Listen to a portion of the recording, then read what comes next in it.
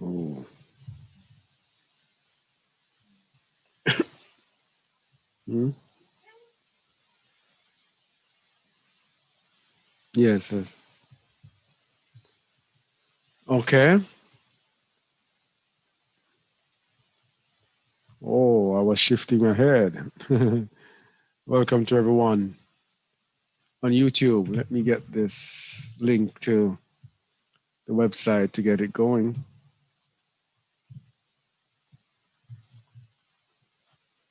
And so the website link is live.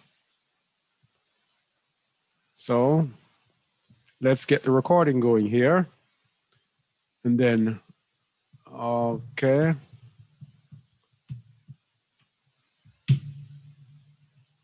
Uh-huh. All right. So seems like we are on our way. Oh, did I start the recording? Yes, no, I didn't start the recording here. Record on this computer. Okay. So all is set and we are ready once again for yet another of our Shabbat teachings. This is Chazak Aliyahu Yasharal here from Just a Word, and this is our weekly Shabbat teaching. We are live on Just a Word TV and on YouTube. Okay? And this, of course, will be broadcast tomorrow morning. Yah willing, Yahuwah willing, on Just a Word Radio. And you see Just a Word Radio being advertised here. That is our 24 hours radio station where you find truth and more truth, music. Great radio station for those who are seeking the word of truth. And today we are looking at the time of Jacob's trouble, the end time deliverance of Remnant Yasharal. Remnant Israel, not that Israel that is in that country that they call Israel, but Yasharal, a nation of people who are in captivity, who are scattered across the four corners of the earth, an afflicted people, relatively poor people, a people who are the least among nations at this time, but who will be exalted in the end. And we continue matching up scriptures of the end time to get an understanding of what to expect. Because most people in this world today, most people who say they are believers are really at sea when it comes to understanding exactly what is happening in the world. Most people have no clue whatsoever as to what is happening. So we match up what's going on in scriptures with current events, etc., to let us know exactly what, through revelations and understanding of scripture, exactly what is happening and what is taking place at this time. Because we must understand what's happening. We must understand the rewards that are there for us. Yes?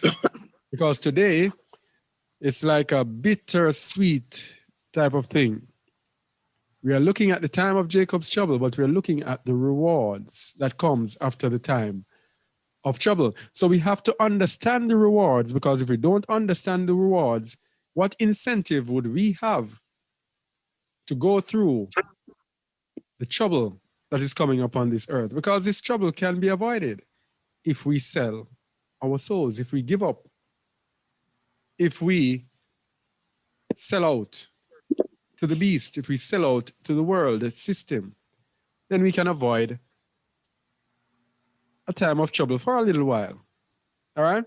Because we know the Bible says in Revelation 13, I think it's 5 or 8, which one of them?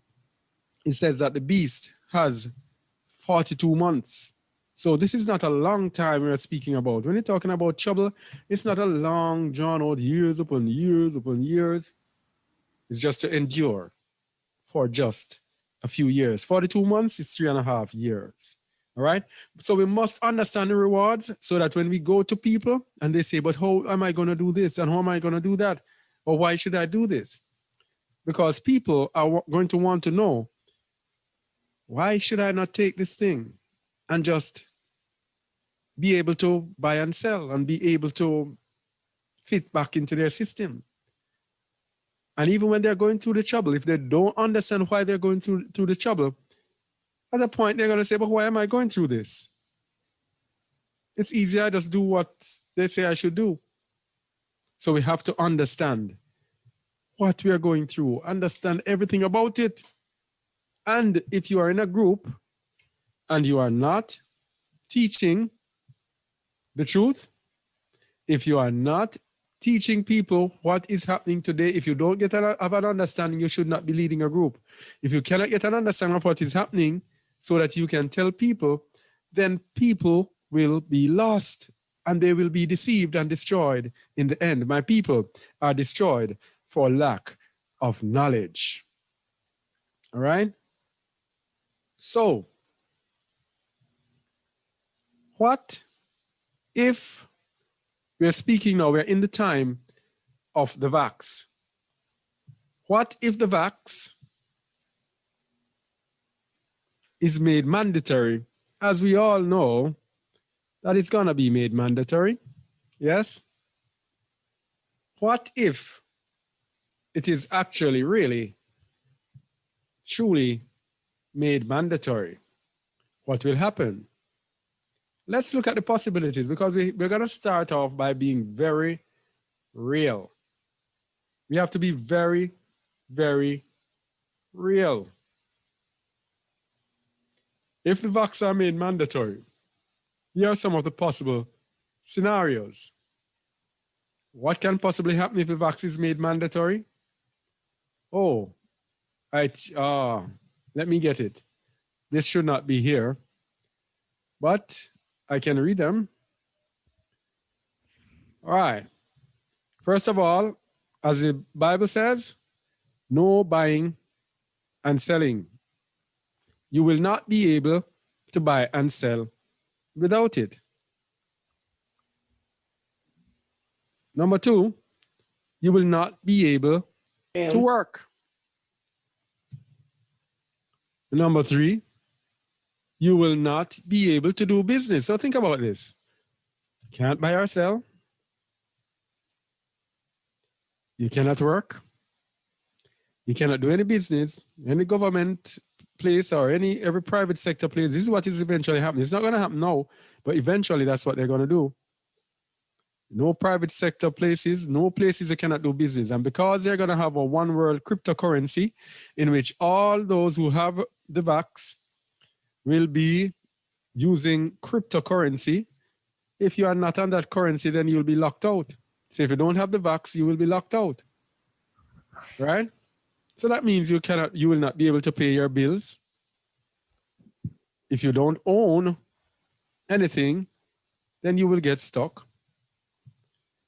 Another thing, possible house arrest. They can, and I know they will declare, that if you are not vaccinated, you cannot go out in public. You have to stay at home because you are going to contaminate the rest of the people. So you're going to be persecuted by the government. And guess what? You're also going to be persecuted by those who already have gotten vaccinated and are brainwashed and programmed to attack you and to become your enemies because they feel that you are a threat to them. Because they are so dumb to believe that they get this thing and people who do not get it are a threat to them. They have not stopped to think that, hey, if I get this, then they're on their own because I'm protected. They cannot hurt me. Because why do you have to get this and you have to be afraid of other people? But yes, these people will become your enemies. So you possibly might be stalked. You possibly might have threats to your life, etc. These are the possibilities if the vax is made mandatory. All right? Sounds daunting. We have to start with the bad first. Right? It's not all bad. That's just the bad before the good. Because that's how Yahuwah works. He gives us,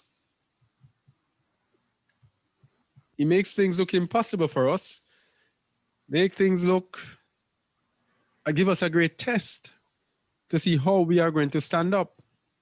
Yes? And then he says, yes, you have passed the test. My time now. Take care of you and to deliver you. So the test is going to be there. Don't get it twisted. All the scriptures are going to show today, most of them, are going to show us that there is going to be a time of testing before, and we are going to be brought low. So this brings us now to the importance of denying self. Matthew 16:24. Read, please, Wayne. Then said Yahushua unto his disciples, If any man will come after me, let him deny himself and take up his stake and follow me. Wait. Oh, this is old. Oh, okay. Go again, Wayne. He said Matthew 16:24, right? Oh, yes, I'm just hearing you now. Go ahead. Then said Yahushua unto his disciples, If any man will come after me, let him deny himself and take up his stake and follow me. All right. This is why Wayne has been repeating deny self, deny self, deny self over and over again for the endless time. If you deny self, the beast will have no leverage over you. The leverage that the beast has is that you want to participate in his system. You want to be able to work in his dirty, corrupt, wicked Babylonian system. You want to buy and sell in his Babylonian system. You want to earn things. You want to add on things unto yourself, right? Because you have been cultured in the fact that we are nothing if we are not adding on materialism to our lives. So if we deny self, then those things will have no importance to us, and so the beast will have no leverage over us. What we will be left with is trust and faith in our Father to make up the slack that is there because of our obedience to him. Okay? So we are obedient to him to not take this thing.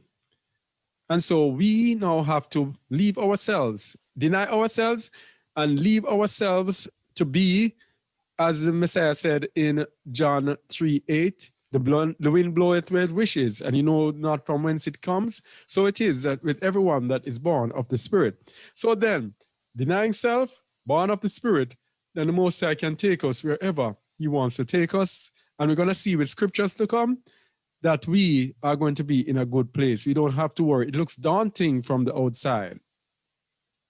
All right?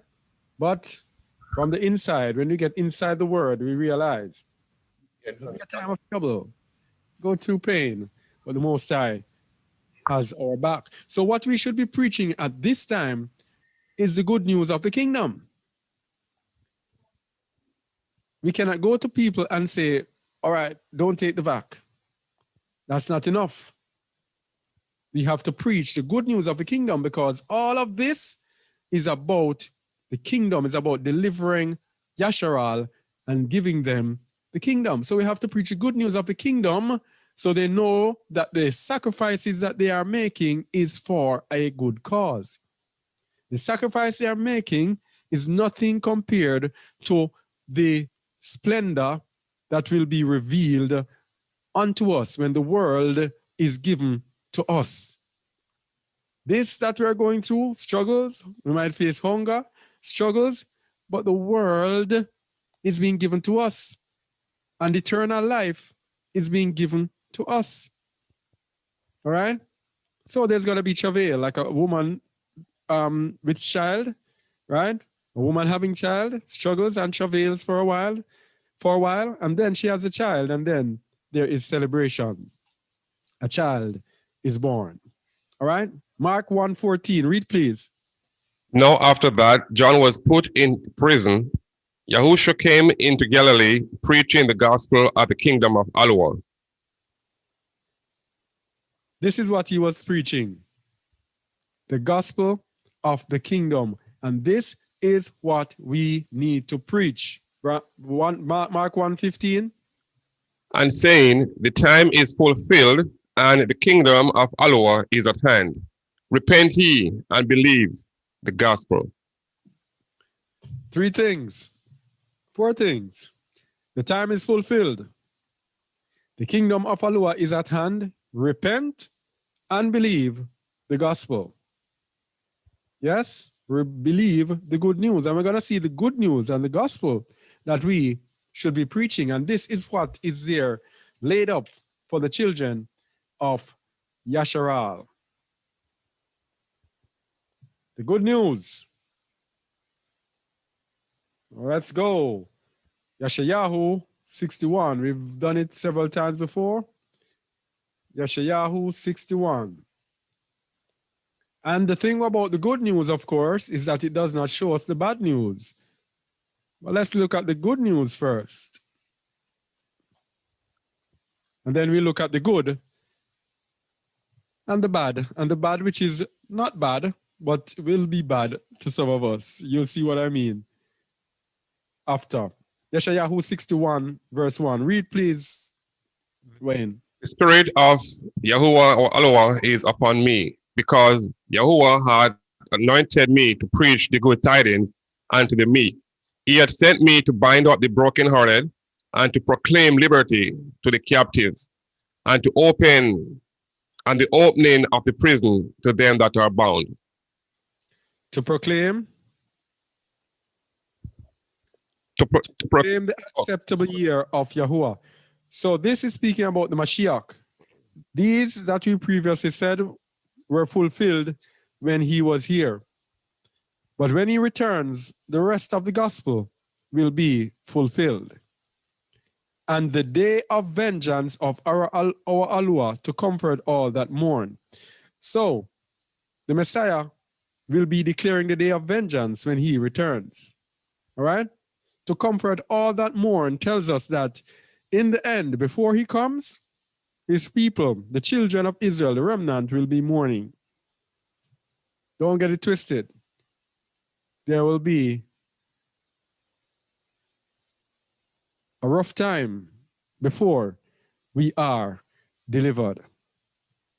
Trying to prepare our minds for that, which is why Wayne keeps telling us to deny self.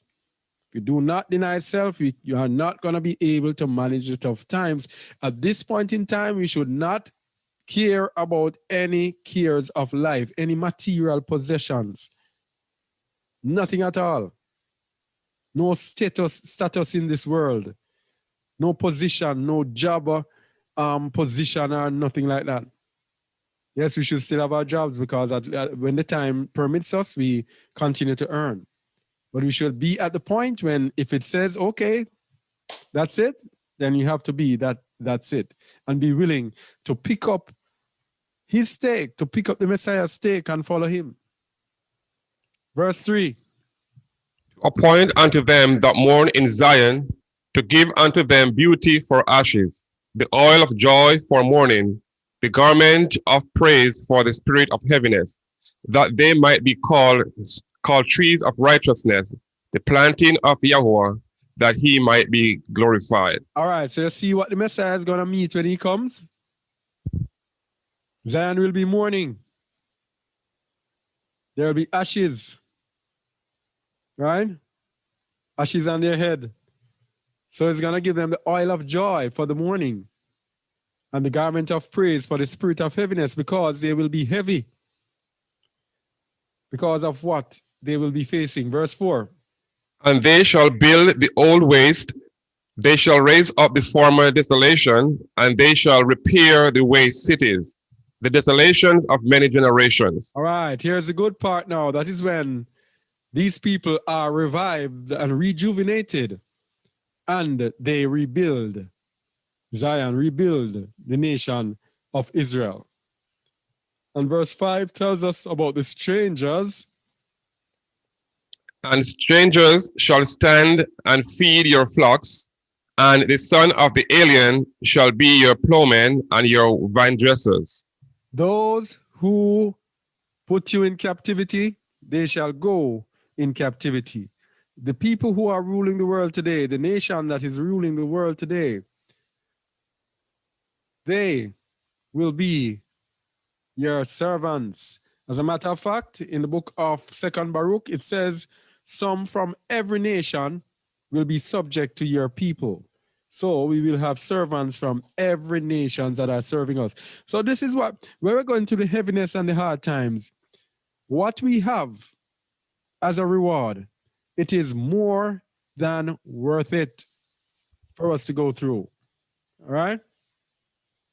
And a lot of people, a lot of Hebrew Israelites, they know that this is coming, but they don't understand that there is a time of trouble that is before.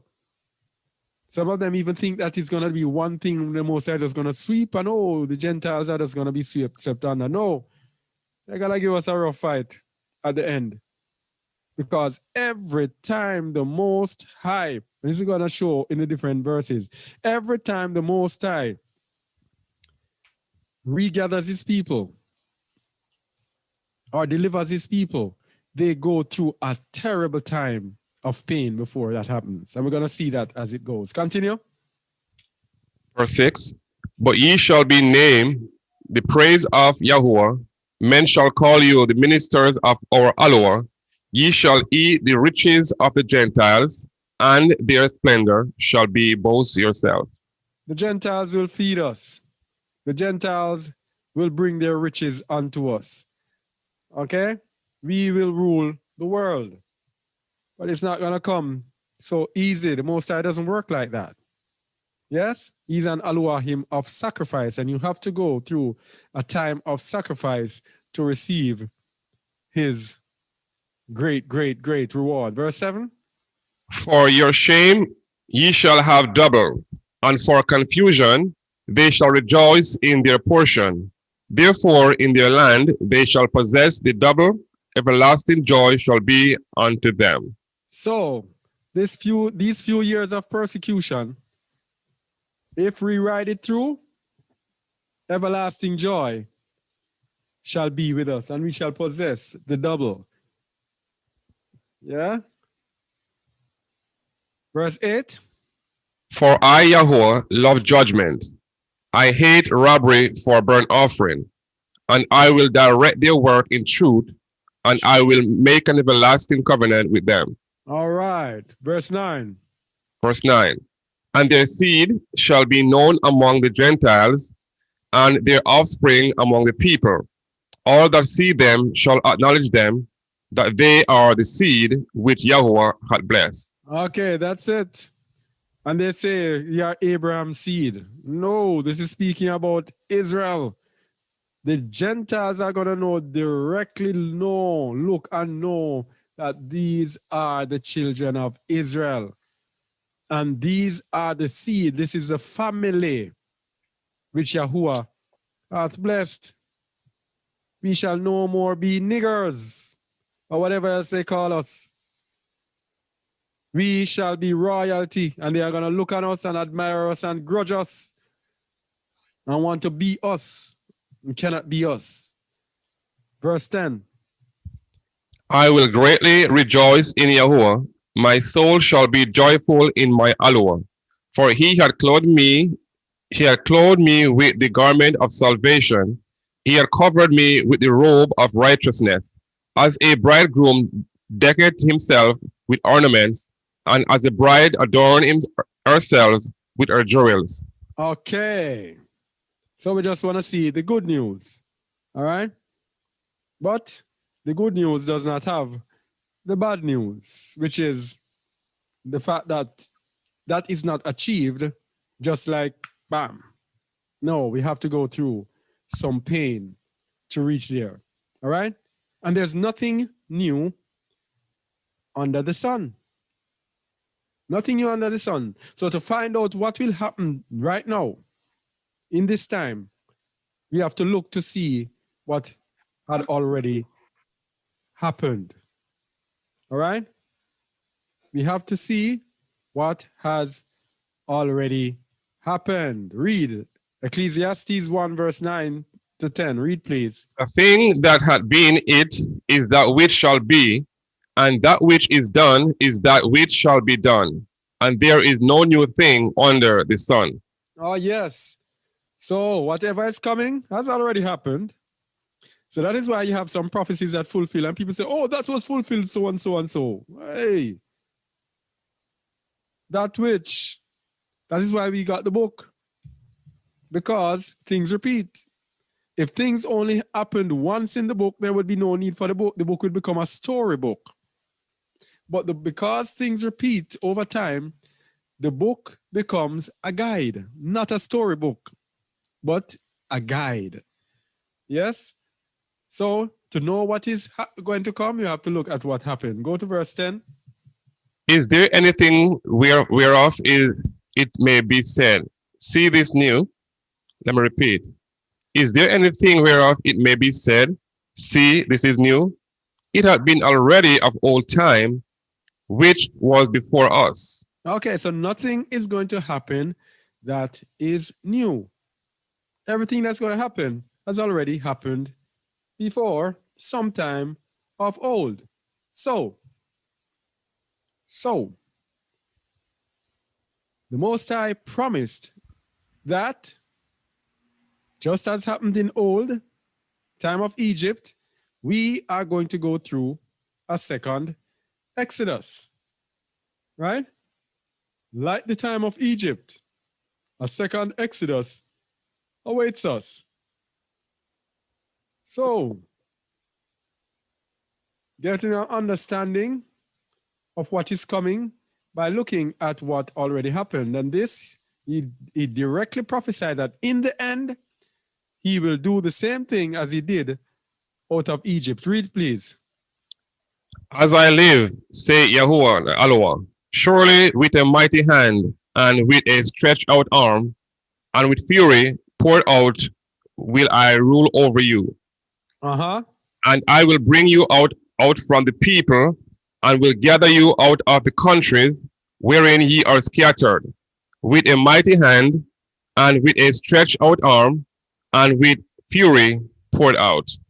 And I will bring you into the wilderness of the people, and there will I plead with you face to face, like as I pleaded with your fathers in the wilderness of the land of Egypt.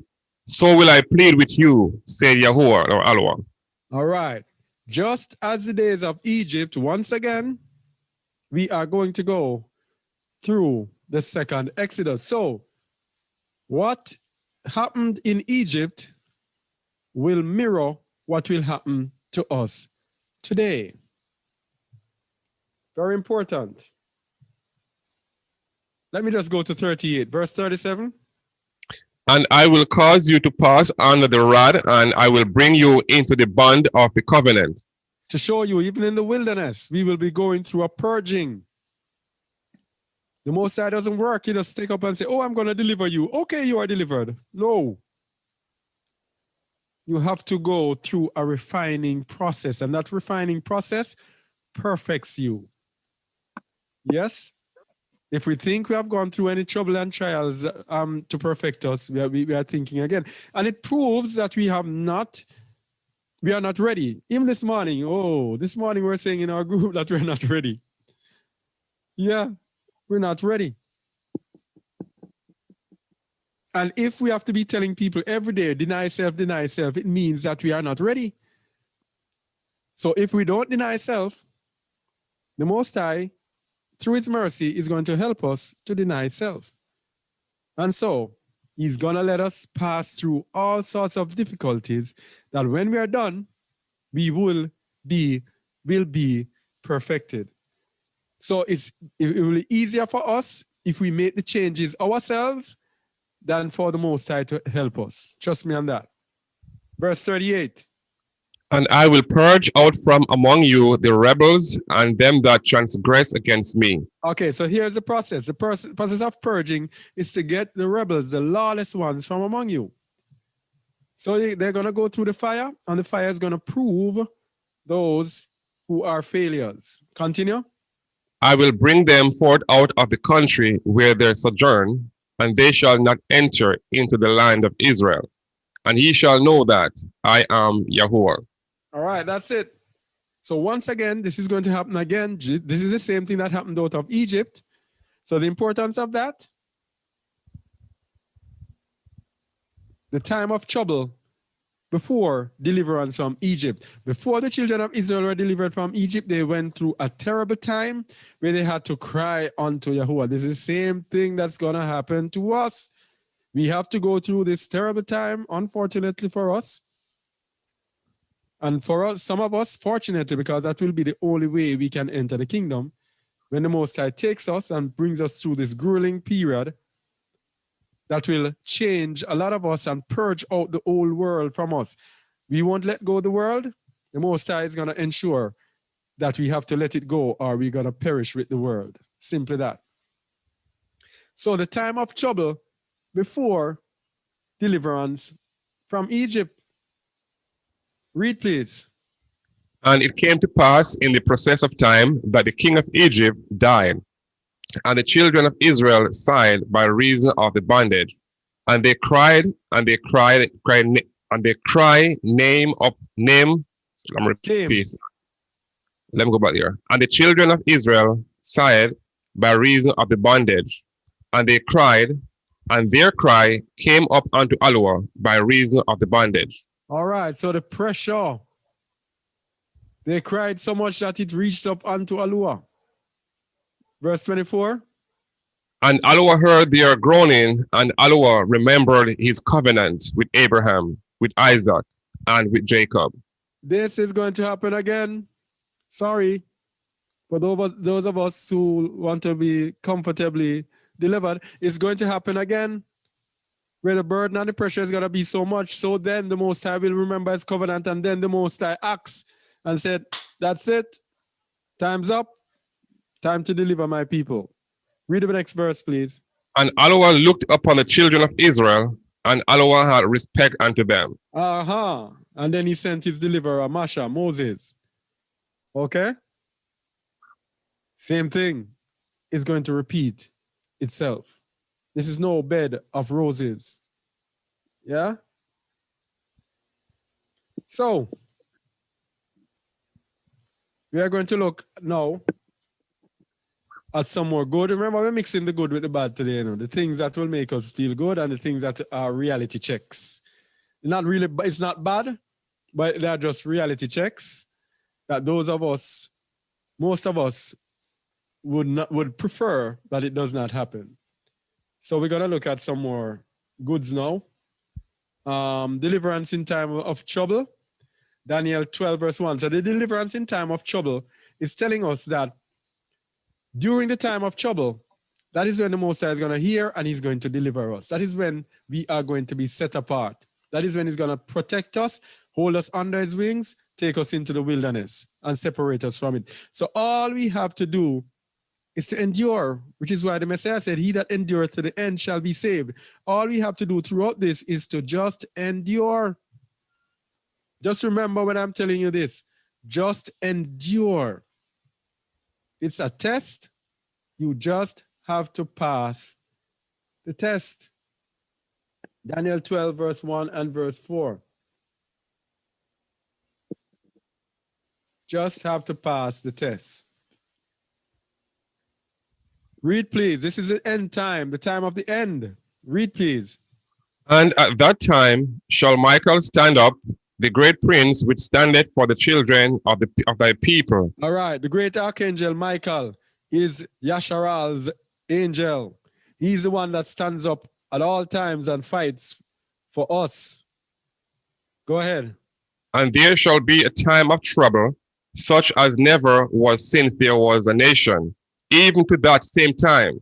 That's the time that is coming up now. Never And- ever before we're going to have what we're having in this world. This is the time of trouble that's coming up. Go ahead.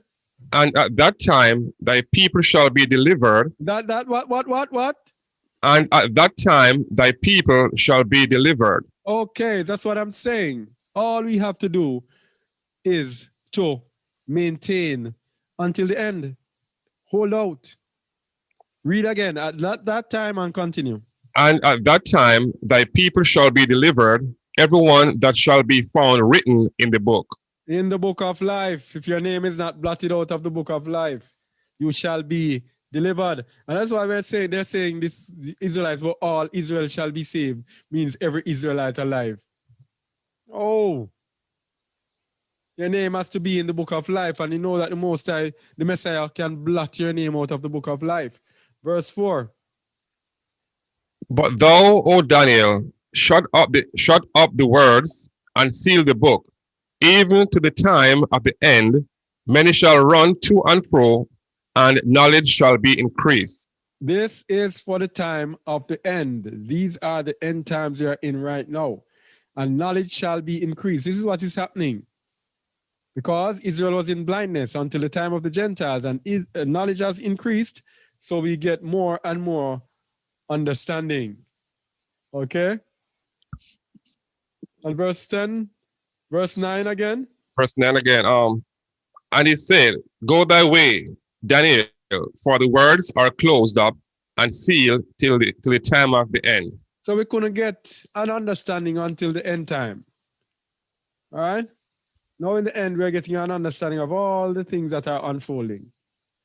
Verse 10. Many shall be purified and made white and tried, but the wicked shall do wickedly. Hold on. Many shall be purified and made white, and what? And tried. This is why we're going through a time of trial. This is what is coming up. But the wicked shall do wickedly, and none of the wicked shall understand, but the wise shall understand. And who are the wise? Those who fear Yahuwah. The fear of Yahuwah is the beginning of wisdom. A good understanding of all they that do his commandments. The wise are those that fear Yahuwah and do his commandments. They are the ones who will understand. So, let's look at the good news and the bad news intertwined. The time of Jacob's trouble. That's what's coming upon us. Some people believe that the Jacob's trouble has been going on. Yes, it has been ongoing. But as we said, things in the Bible repeat itself. And now we're going to have the ultimate time of Jacob's trouble. Yirmiyahu, chapter 30. The time of Jacob's trouble, the good mixed with the bad, restoration of Yasharal and Yahudah, the whole 12 tribes of Israel. This is all Israel. This is what it means by all Israel. Northern 10 tribes, northern 9.5 tribes, and the southern 2.5 tribes. The whole house of Israel. The house of Israel and the house of Judah. The whole house of Israel. This is the whole house. This is the house of Israel. This is the house of Judah. This is the whole house. This is all Israel. That's what the word means when it says all Israel shall be saved. Read verse 1, start from verse 1, please. The word that came to Jeremiah from Yahuwah, saying, Thus speaketh Yahuwah the Elohah of Israel, saying, Write thee all the words that I have spoken unto thee in a book. Continue. For lo, the days come, say Yahuwah, that I will bring again the captivity of my people Israel and Judah, say Yahuwah. Stop there. The good news. Once again, he's going to bring back the captivity. He is going to deliver the house of Israel and the house of Judah. Continue. And I will cause them to return to the land that I gave to their fathers, and they shall possess it. This is the process that we're going through right now with all of this CV thing and everything that's going on. This is what is happening. He's delivering his people. But the Most High doesn't work like this. Plop, plop, plop. No, it's a process. Yeah? And that's a good side. Verse 4. And these are the words that Yahuwah spake concerning Israel and concerning Judah. Yeah, I remember one time I never understood the differences between these two. Very important that you know the differences. And I was so dogmatic about it, that thinking that it was the same. It wasn't any different. All right? This is the house of Israel and the house of Judah. Northern kingdom, southern kingdom. Both north and south going to be united together as it was under King David. Verse 5. 5. For thus say Yahuwah, we have heard a voice of trembling, of fear, and not of peace. Whoa, a voice of trembling. Wow, we're going to deliver them, but we have heard a voice of trembling and of fear and not of peace.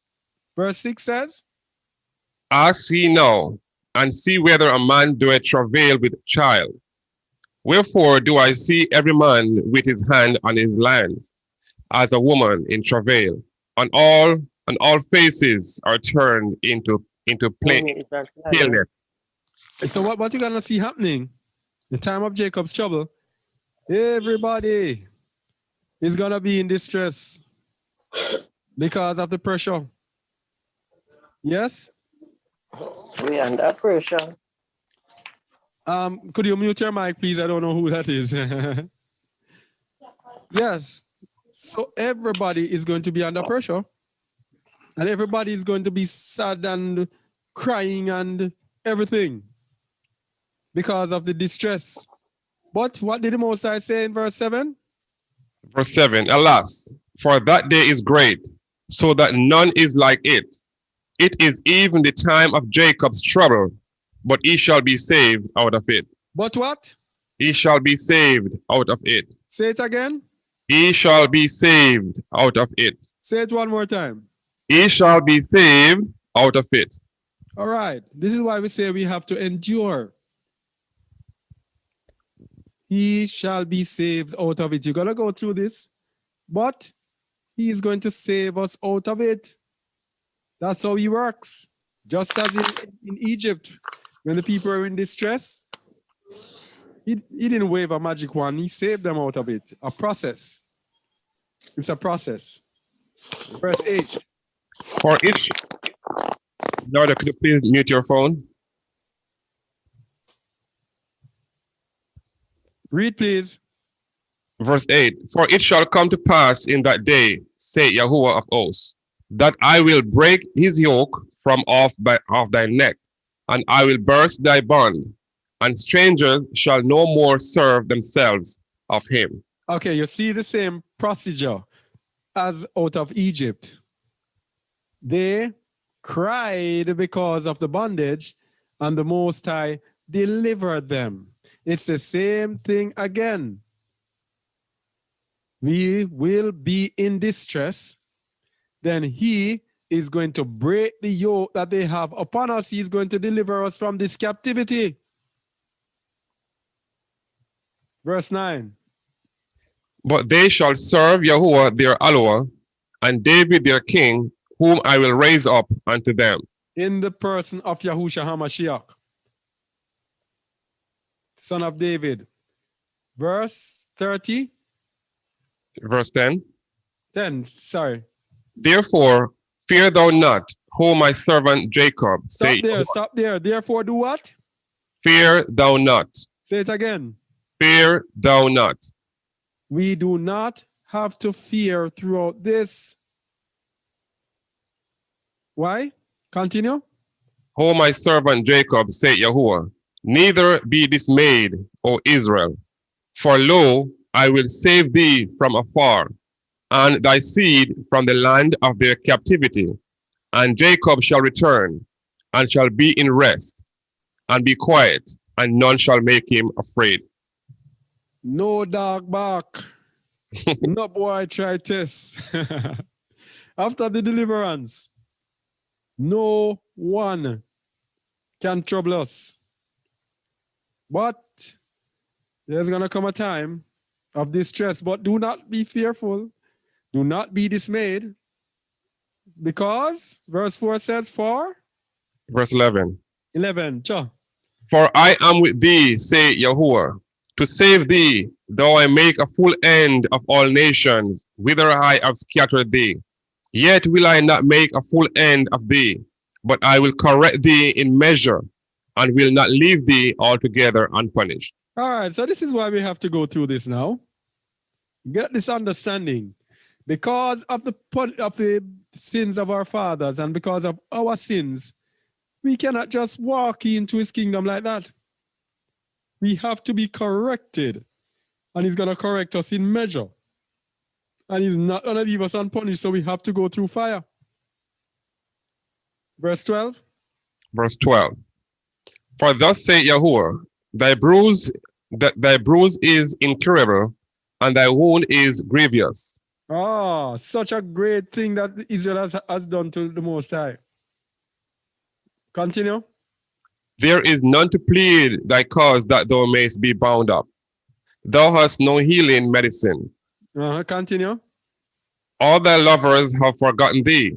They seek thee not, for I have wounded thee with the wound of an enemy, with a chastisement of cruel one, for the multitude of thine iniquity, because thy sins were increased. All right, as we were saying that this is not God, Yahuwah Sabaoth, he doesn't play with sin. He says, you have wounded thee with the wound of an enemy. That means the punishment and the afflictions that we go through. Sometimes it's like an enemy that is doing this to us. And it seems as if it's a cruel person who is inflicting this on us. But it's because of the many sins of our people and because our sins are increased. Because in this end time, sins are increasing drastically. Verse 15. Why criest thou for thine affliction? Thy sorrow is incurable for the multitude of thine iniquity, because thy sins were increased. I have done thee things unto thee. So we have to go through this horror because the sins of our people have increased. And let us get this thing about collective responsibility. We could be here righteous as righteous can be, but if our nation is sinful, we bear the sins of our people. Get that? We bear the sins of our people, just as Daniel did, sent into captivity. Baruch was sent into captivity. Ezra was sent into captivity. Righteous people sent into captivity. When Israel was sent into Assyria, all the priests, and there were good priests and bad priests, all the priests were sent into captivity.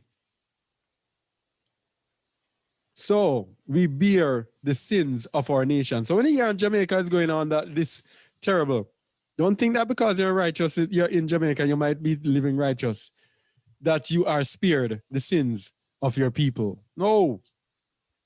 The Most High deals with nations. So you bear the sin of your nation. That is why the Gentiles today, even when they come to Yahuwah and come through Yahusha, they still have to bear the sins of their fathers when they will enter the kingdom, but they shall be there as servants to the children of Israel. The Most High deals with nations, and you are liable for the sin of your nation. Verse 16, please. Therefore, all they that devour thee shall be devoured, and all thine adversaries, every one of them shall go into captivity. See that? See and, that? Go ahead. And they that spoil thee shall be spoiled, and all that prey upon thee will I give for a prey. So even though he's telling us that he chastised us with the, what's the word? He gave us a chastisement of a cruel one. He's telling us that all those people that did these things to you, they're going to get it back. All thine adversaries, every one of them, not one will be accepted. they shall go into captivity. And they that spoil thee shall be for spoil. So what is happening is that this thing that we're going to go through, this rough time, it is to get us to be the leaders of the world. And you know, if you're going to university, you have to go through rough times, rough times in order to get that degree. It's the same thing. Can't get the rulership of the world and you just walk into it like that. It's not so easy. Verse 17. For I will restore health unto thee, and I will heal thee of thy wound, saith Yahuwah, because they call thee an outcast, saying, This is Zion, whom no man seeketh after. All right. He will restore health unto us after we have gone through our scourging. Verse 18. Thus saith Yahuwah, Behold, I will bring again the captivity of Jacob's tent, and have mercy on his dwelling places, and the city shall be builded upon her own heap, and the palace shall remain after the manner thereof. All right, so we're hearing the good sides of it now. We heard the bad part about the chastisements and all of that, and you will not go unpunished. But here, hearing the good part. The city, New Jerusalem, shall be built up upon her own heap. So wherever Jerusalem was, that's where it shall be. Yes? Verse 19, and then what's going to happen to us? Verse 19. And out of them shall proceed thanksgiving, and the voice of them that make merry. And I will multiply them, and they shall not be few. I will also glorify them, and they shall not be small. All right. We're going to be having a grand time. After all that, we will be having a great, happy time. Merry. Verse 20. Their children also shall be aforetime, and their congregation shall be established before me. And I will punish all that oppress them. Punish them. You see, he repeats it. Yep. He keeps repeating it.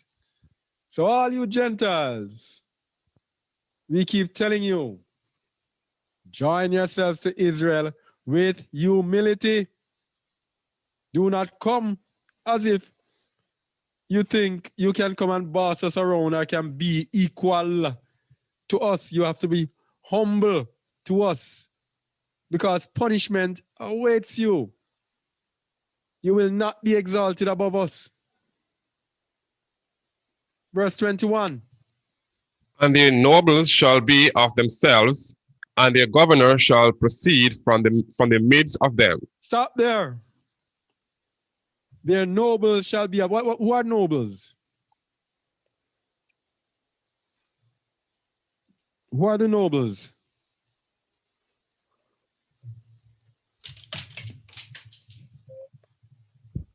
No one? Is anyone there? Yeah, we are here. Who are the nobles?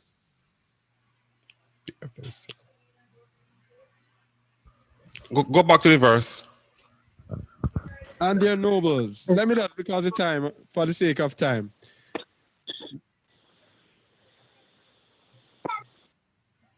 Yeah, high profile people. All right? Famous, gallant, goodly, mighty. So the mighty ones among us shall be of themselves. That means they shall be Israelites. And their governor. Who are the governors?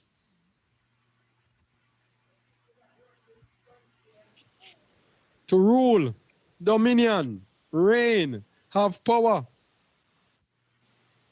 Those who rule us will come from the midst of them.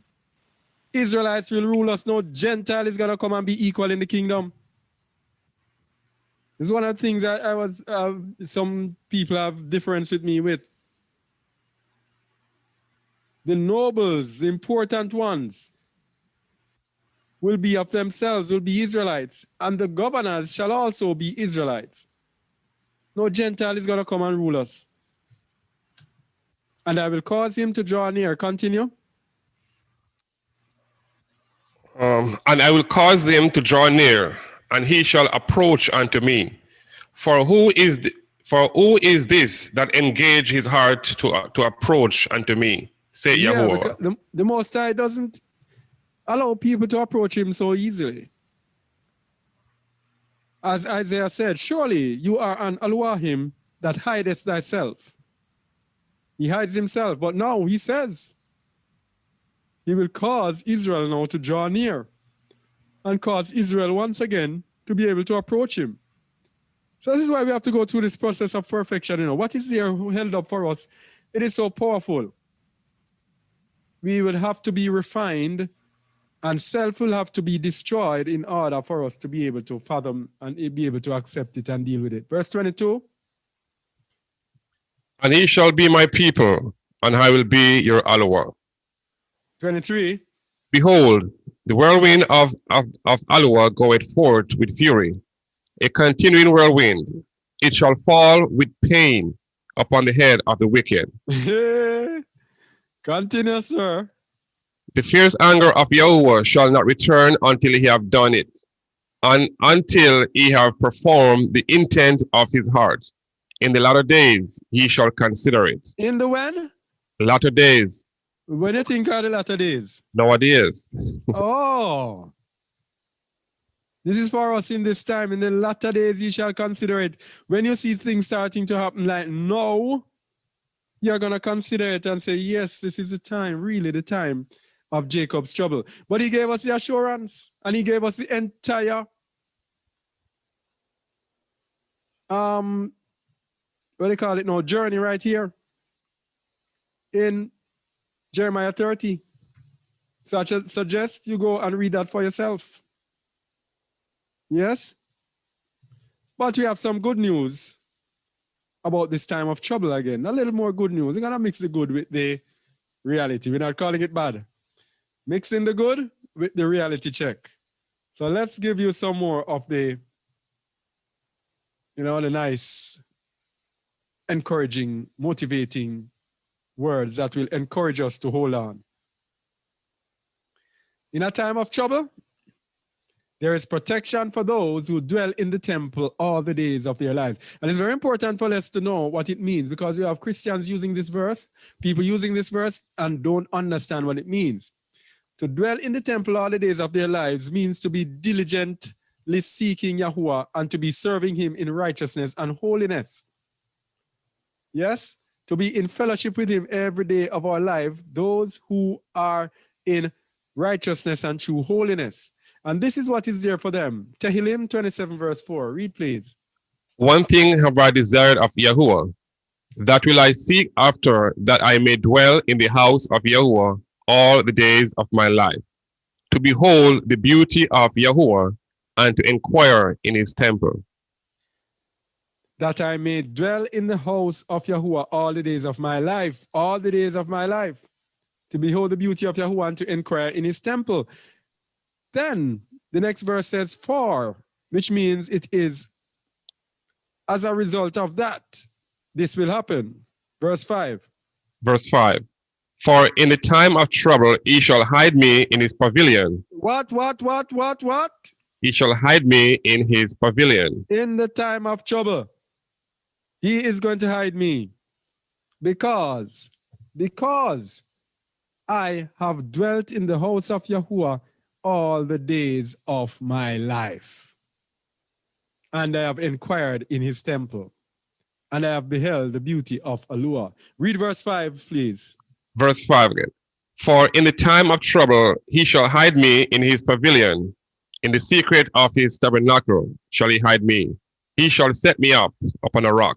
So during this time of trouble, those of us who are diligently seeking and in righteousness, he is going to do a miraculous thing with us. Right? Brother Bill, yeah. Let's look again on verse 4. Yeah. Because for the ones who are saying about they shall they will be in that temple all the days of their life. Let me see. One thing I have desired of Yahuwah, that I will seek after, that I may dwell in the house of Yahuwah. Some may be thinking even church building and all those things. What I'm seeing here is the spirit speaking to the body. Yes. The spirit speaking to the body right there, because we are just our bodies are carrying our spirit. So our Yes. spirit should be constantly seeking after the Most High in the body. That is where, in the tabernacle. That is it. As the Apostle Shaul said, know ye not that your body is a temple of Allah? There it is. Yep. So the Holy Spirit has to be indwelling in us for this to happen. And if we have not denied ourselves, then that is not possible. As it said, which book was it? The Holy Spirit does not, I think it's Sirach, the Holy Spirit does not dwell in a body that is devoted to sin. Straight and plain. Anyway, Tehillim 27:6. Read verse 6, please. Verse 6. And now shall mine head be lifted up above mine enemies round about me. Okay. You see that promise? Yep. So the promise, the time ahead looks daunting. You can't buy, you can't sell, you can't work, you can't do this. But who are we going to believe? Where are we going to believe? Are we going to trust in our own and lean on our own understanding? Or are we going to trust in Yahuwah with all our hearts and believe on his word? He said, my head shall be lifted up above my enemies round about me. So all the enemies are trying and trying and trying. The Most High will lift us up. Simple. Continue. Therefore, where's therefore? Therefore will I offer in his tabernacle sacrifices of joy. I will sing, yea, I will sing praises unto Yahuwah. Yada Yahuwah. Another good news for us again. Salvation and deliverance in the time of trouble. Salvation and deliverance in the time of trouble. Read Tehillim, Psalm 37:37, please. Mark the perfect man, and behold the upright, for the end of that man is peace. And that is why you deny self. The only way you can be a perfect man and an upright man is when you have denied self. Otherwise, sin, the desires, the lust of the flesh, the lust of the eyes, the pride of life are going to pollute you and lead you to sin. You will not be able to overcome sin. All right? And the end of that man is peace. Shalom. Oh, rewards for denying self, reward for righteousness. Verse 38. But the transgressors shall be destroyed together, the end of the wicked shall be cut off. The transgressors. And who are the transgressors? The sinners. 1 John 3:4 says, whosoever committeth sin transgresseth also the law, for sin is the transgression of the law.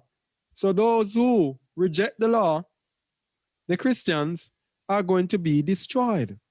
The sinners, the straight out sinners, not the ones who are hypocritical and hide behind a religion, saying they are Christians and they are not sinners, not those ones. We are talking about sinners now. And the hypocritical ones called Christians, they will be destroyed together. So it is important for us not to be found to be transgressors. Verse 39. But the salvation of the righteous is of Yahuwah. He is their strength in time of trouble. He is their what? Strength. So in the time of trouble, we will be strong. Because we are righteous. And so Yahuwah will be our strength. Read verse 40, please. 40? Yes. Okay, verse 40. And Yahuwah shall help them and deliver them. He shall deliver them from the wicked and save them because they trust in him. Because what? They trust in him. So because they trust in him, what will he do? He will deliver them from the wicked and save them. Oh. So if we're righteous, Yahuwah will be our strength. Okay? And if we trust him, he will save us and deliver us from the wicked. These verses are for this time. These are our medications for this time. and for all those mean people, those eeny, meeny, miny, mo people, those people who don't give to the poor, here's something for you. Protection in time of trouble for those who help the poor. Read, please. To the chief musician, a psalm of David. Blessed is he that considereth the poor. Yahuwah will deliver him in time of trouble. What?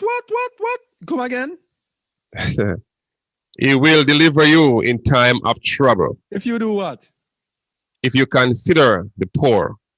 And that's not it. I left out this. I forget to change this. Verse 2. Verse 2. Yahuwah will preserve him and keep him alive, and he shall... Let me change it. I don't even want it in there. Trust me. Let me change it.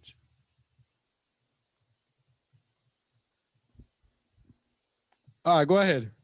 Yahuwah will preserve him and keep him alive, and he shall be blessed upon the earth, and thou wilt not deliver him unto the will of his enemies. You see, it's important to Yahuwah to consider the poor. Yep. Hear how much come out of it. He will preserve him and keep him alive, and he shall be blessed upon the earth, and he will not deliver him unto the will of his enemies.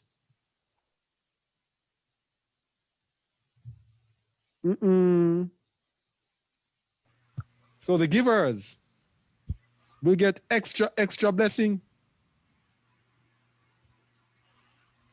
Verse 3. Yahuwah will strengthen him upon the bed of languishing. Thou wilt make all his bed in his sickness. All right. So speaking about this COVID thing, there people are asking, what if you're sick and what if that? I tell them that I prefer die at home than to go to the hospital. Or if you go to the hospital, first thing they want you to do is do a CV test.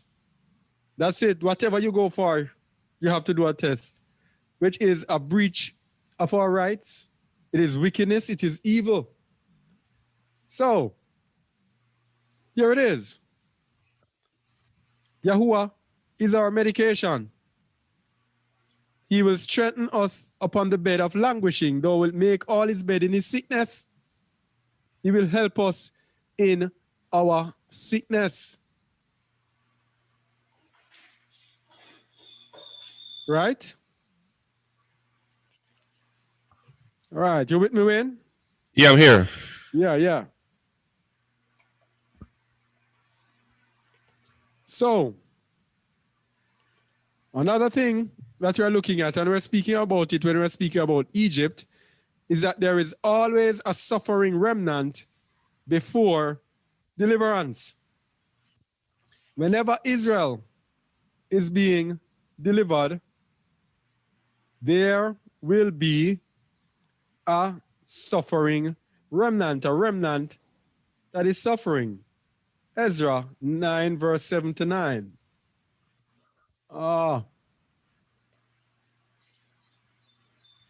Ezra 9, 7 to 9. Read, please.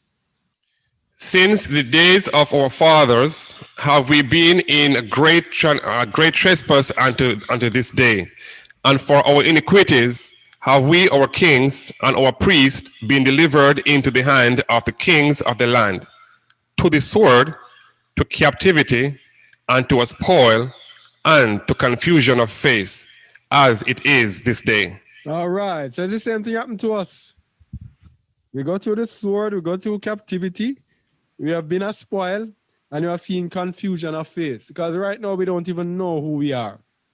Most of us don't even know who we are, or even care. We are here in the land of Babylon, swept away by Babylon, thinking we are Gentiles, as the girl told me the other day. You're a Gentile, I'm a Gentile. Yeah? Confused. Verse 8. And now for a little space, grace had been shewed from Yahuwah our Aluah, to leave us a remnant of escape, or a remnant of escape. What we want to show, and we're going to show throughout, is that the Most High always leaves a remnant. Always leaves a remnant. In our captivity, and he's taking us out, always a remnant to escape. Continue. And to give us a nail in his holy place, that our allure may lighten our eyes and give us a little reviving in our bondage. Brother B, give me a second real quick.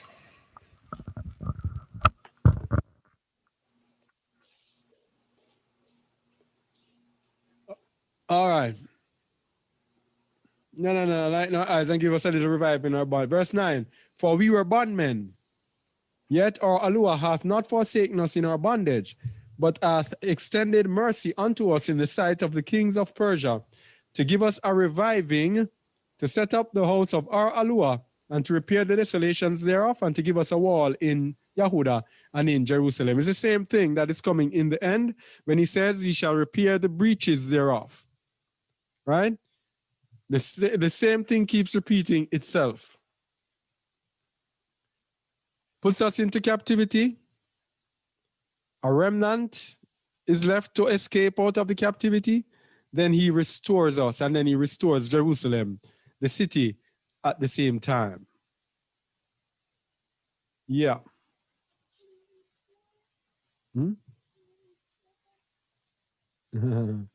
Oh yeah, I'm reading fast. Wayne, are you there? Or it's still not there? No. The remnant will go through the fire. What we are showing is the process so that we can get accustomed and understand the process that we have to go through. We don't want to be here thinking, why do I have to be going through this? Or why is this? This teaching is trying to show us exactly what to expect so we are not taken by surprise, so we can make up our minds and be resolute. Because when you know exactly what to make up your mind for, your mind can be made up. But if something is thrust onto you, surprisingly, then you may have confusion of face. You might get confused and don't know what to do. So we have to show you the process. We just showed you that out of every bondage, he leaves a remnant. But we're going to show you now that the remnant will go through the fire. So it's like a remnant is left and we say, oh, he left a remnant. No, the remnant still has to go through the fire. That is what is happening to us. We are the called out people of the Most High. He has called us out and is calling us out of Babylon. But still, the fact that he has called us out and we are the remnant, we still have to go through the fire. Wayne, come back yet? Because although you see me talking so long, I don't like to talk long. Shamuel. Is Shamuel there? Yeah, bro, yeah. Oh, you have a mic? No, I'm using my phone. I can log on. All right, log on and tell me when you're ready. All right, cool. Zechariah 13:7. Awake, O sword, against my shepherd, and against the man that is my fellow, saith Yahuwah Sabaoth. Smite the shepherd, and the sheep shall be scattered, and I will turn mine hand upon the little ones. Yes, Yahuwah turns his hands upon his people. That's why when they say all Israel shall be saved, means every Israelite. That is so unscriptural. I'm back, Brother B. Oh, you're here. All right. Technical It's so difficulties. unscriptural. The Most High will turn his hands upon his little ones. Verse 8. Something is in the way there. Hold on. Okay, verse 8. And it shall come to pass that in the land, saith Yahuwah. Not in the land, in all the land. In all the land, saith Yahuwah. 2 parts therein shall be cut off and die, but the third shall be left therein. All right, let's see what will be the third. 2 parts means 2/3 of the people shall cut off and die. 1/3 will be left as a remnant. But let's see what will happen to the remnant. Go ahead. I can't see anymore. All right. And I will bring the third part through the fire. Let me switch it and say and come back and see. And I will bring the third part through the fire, and will refine them as silver is refined, and will try them as gold is tried. So, how gold is tried? Through fire. Here we see in the middle the gold being tried. Hot, hot, hot fire. That's how he's going to try the remnant. They shall call on my name, and I will hear them. I will say, it is my people, and they shall say, Yahuwah is my Alua. Yep. The remnant will go through the fire before he can say they are his. Right. Another one. Purging before restoration. Isaiah 1:21-31. Purging before restoration. What we are going to see is that if you want good, your nose have to run. Is there, what's the English equivalent to that?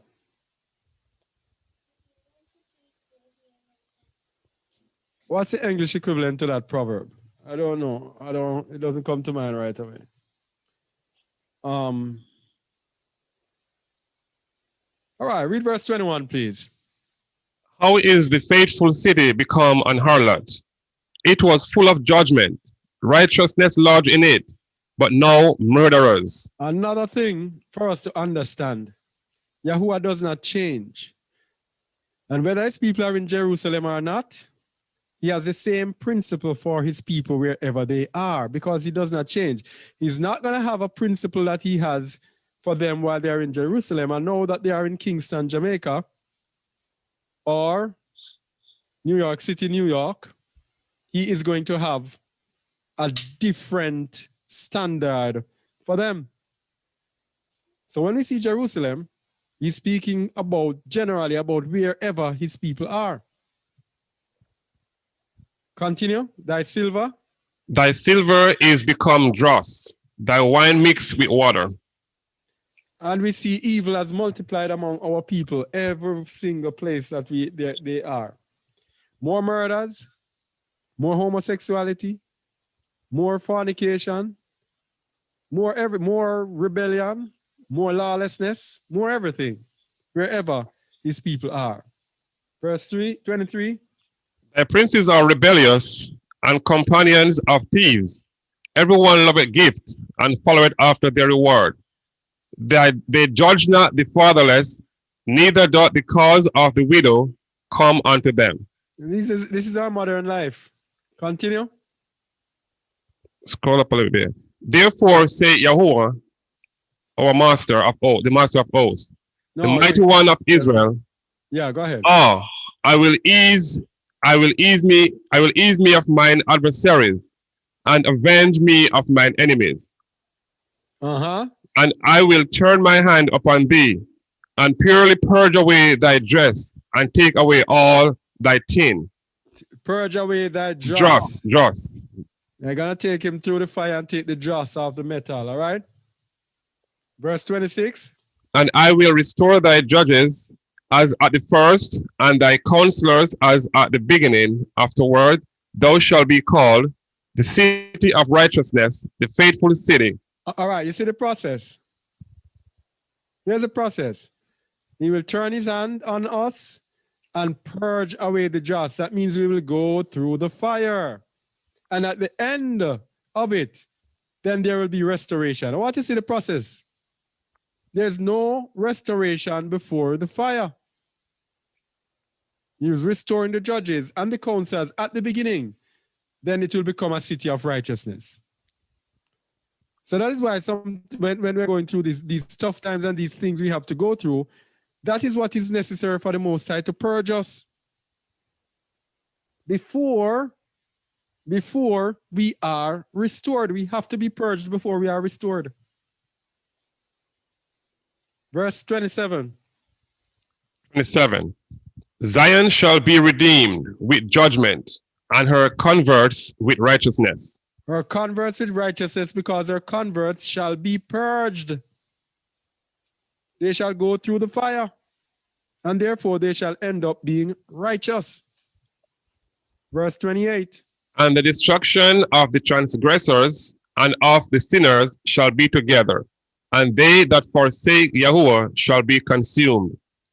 The transgressors and the sinners and those that forsake Yahuwah shall be consumed. Not all Israel shall be saved. The sinners of my people shall die by the sword.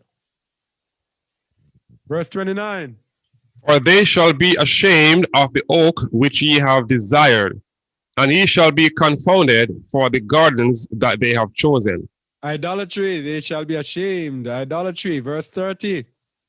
30. For he shall be as an oak whose leaf fadeth, and as a garden that had no water. 31. 31. And the strong shall be as tow, and the maker of it as a spark, and they shall both burn together, and none shall quench them. Oh, wipe out. Wipe out. Now we're going to look at consumption determined. His strange work, his strange act that the Most High promised upon this earth. And I am convinced that this is what we are going through. His strange work, his strange act. Yeshayahu 28, verse 14. Right after he told us that precept must be upon precept, precept upon precept, line upon line, line upon line. This is what he told us in Yeshayahu 28, verse 14. Read, please. Wherefore, hear the word of Yahuwah, ye scornful men, that rule his people which is in Jerusalem. Ye scornful men that rule his people. Continue, please. Because he have said, we have made a covenant with death and with hell. Are we all agreement when the overflowing scourge shall pass through it? Shall pass through it? No. Yeah, I realize that. Because he have said, we have made a covenant with death and with hell. Are we at agreement when the overflowing scourge shall pass through it? Shall pass through. It shall not come unto us, for we have made lies our refuge, and under falsehood, and we hid ourselves. Think about Christianity when you're thinking about this. Not saying that we are perfect or we are over this, but we are at least striving for truth. Think about Christianity. They have made a covenant with death and with hell, which means as long as you're a Christian, you're okay. You can sin, you can do everything, and you won't be destroyed. So, seems as if they have made a covenant with death and with hell. They are at agreement. All right? Because this is what they're telling you. When the overflowing scourge shall pass through, this, what do you call it? Thing that is here, the vax. They are willing to take the vax because guess what they're saying? We are not going to be here. This cannot be the mark of the beast. We are not going to be here for the mark of the beast. We will be raptured away. So because they think they will be raptured away, when the overflowing scourge pass through, it shall not come upon them. Oh boy. For they have made lies their refuge, and that is it, their religion of lies, and no matter how you explain the lies to them, they do not want to accept. Right? And they have hidden themselves under falsehood. Verse 16. 16. Therefore, thus saith Yahuwah, the Alor, behold, I lay in Zion for a foundation, a stone, a tried stone, a precious cornerstone, a sure foundation, that he that believeth shall make haste, make haste. This is referring to Messiah, Yahusha, the Hebrew Messiah, the lawful Messiah, the true Messiah of the Scriptures.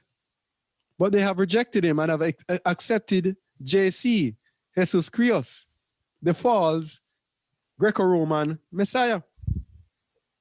So to them, Yahusha is a stumbling stone. For us, he is the cornerstone. For them, he is the stumbling stone because they don't want to have anything to do with him. Law is done away with. So where are you going with your lawful Messiah? Give me my lawless Jesus, that I can do anything that I want to do. Verse 17. Judgment also will I lay to the line, and righteousness to the trumpet. And the plummet. And the hail shall sweep away the refuge of lies, and the waters shall overflow the hiding place. Continue. And your covenant with death shall be disannulled, and your agreement with hell shall not stand. When the overflowing scourge shall pass through, then he shall be trodden down by it. And this is why we see this overflowing scourge, this CV that's going through. Christians are being trodden down left, right, and center by it. Even with the vax, they are being trodden down by it. More than anyone else, it seems. Churches after churches are being ravaged by it because they refuse to accept the truth and saying that nothing will happen to them. Verse 19, go ahead. From the time that it goeth forth, it shall take you for morning by morning, shall it pass over, by day and by night, and it shall be a vexation only to understand the report. Yes, they are so afraid of it. So afraid. Verse 20.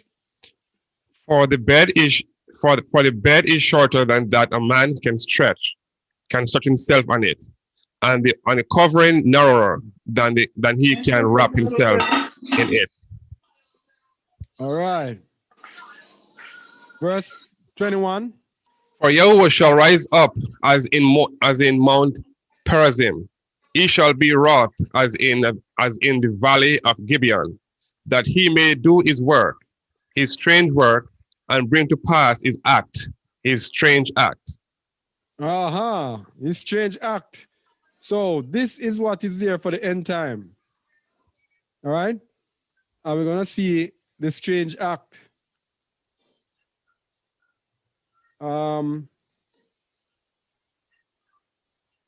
The consumption determined.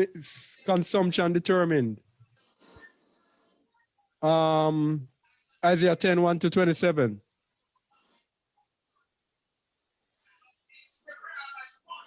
We're giving these to show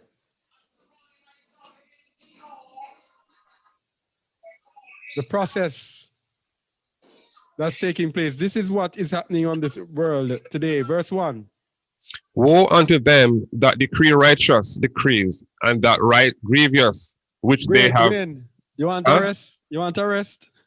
Okay, yeah, I could take a rest. Yeah. If someone is here. Huh?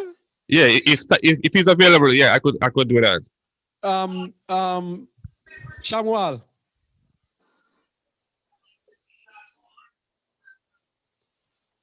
Shamuel, are you there?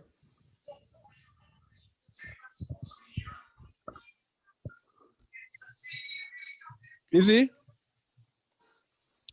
Okay, let me keep going on. It's just that my right eye is jumping a bit. I don't know what's going on. Yeah. Verse 1. Woe unto them that decree and righteous decree, and that write grievousness which they have prescribed. Right unrighteous decrees and right grievousness which they have prescribed. Verse 2. To turn aside the needy from judgment, and to take away the right from the poor of my people, that widows may be their prey, and that they may rob the fatherless. You see the same pattern here, fatherless, widows, and the poor. Verse 3. And that will he do in the day of visitation, and in the desolation which shall come from far. For whom will he flee for help? And where will he leave your glory or splendor? All right. Shamuel, are you there as yet?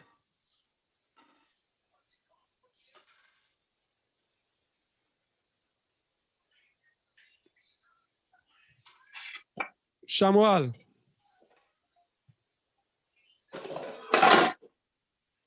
Where's that? All right. Verse 4. Verse 4. Without me they shall bow down under the prisoners, and they shall fall under the slain. For all this is anger is not turned away, but his hand is stretched out still. All right. So here's another part of the process. Another part of the process is he punishes his people. Then he punishes the oppressors of his people and delivers his people at the same time. So this is a process right here. And remember, we are saying that it's the principles that we look at. The Most High never changes and he executes the same principles so we can get understanding. Verse 5. O Assyrian, the rod of mine anger, and the staff in their hand is my indignation. All right, the Assyrian is the rod of his anger. Why is it the rod of his anger? Because he used the Assyrians to punish the Israelites. Remember we said in a few videos before, we've said that the Most High uses the nations to punish Yasharal. So when the nations are on top, and we see United States on top and England and all of those countries, their whole purpose is just to punish Israel. That's it. Their whole purpose in the hand of the Most High is to make sure they step on Israel and make Israel down to nothing, so that Israel will understand and learn and wake up. That's it. So what we're going to see here is that Assyria has been used to tread down Israel, but they have gone overboard and now want to go and conquer every nation. So we're going to see what's happening. So the staff in their hand is my indignation to punish Israel. Verse 6. I will send him against an hypocritical nation, and against the people of my wrath will I give him a charge, to take the spoil and to take the prey, and to tread them down like the mire of the street. The mire of the street. So which nation is this he's speaking about? Israelite? Yes. He will send them against this hypocritical nation, Israel, the people of his wrath. Yes.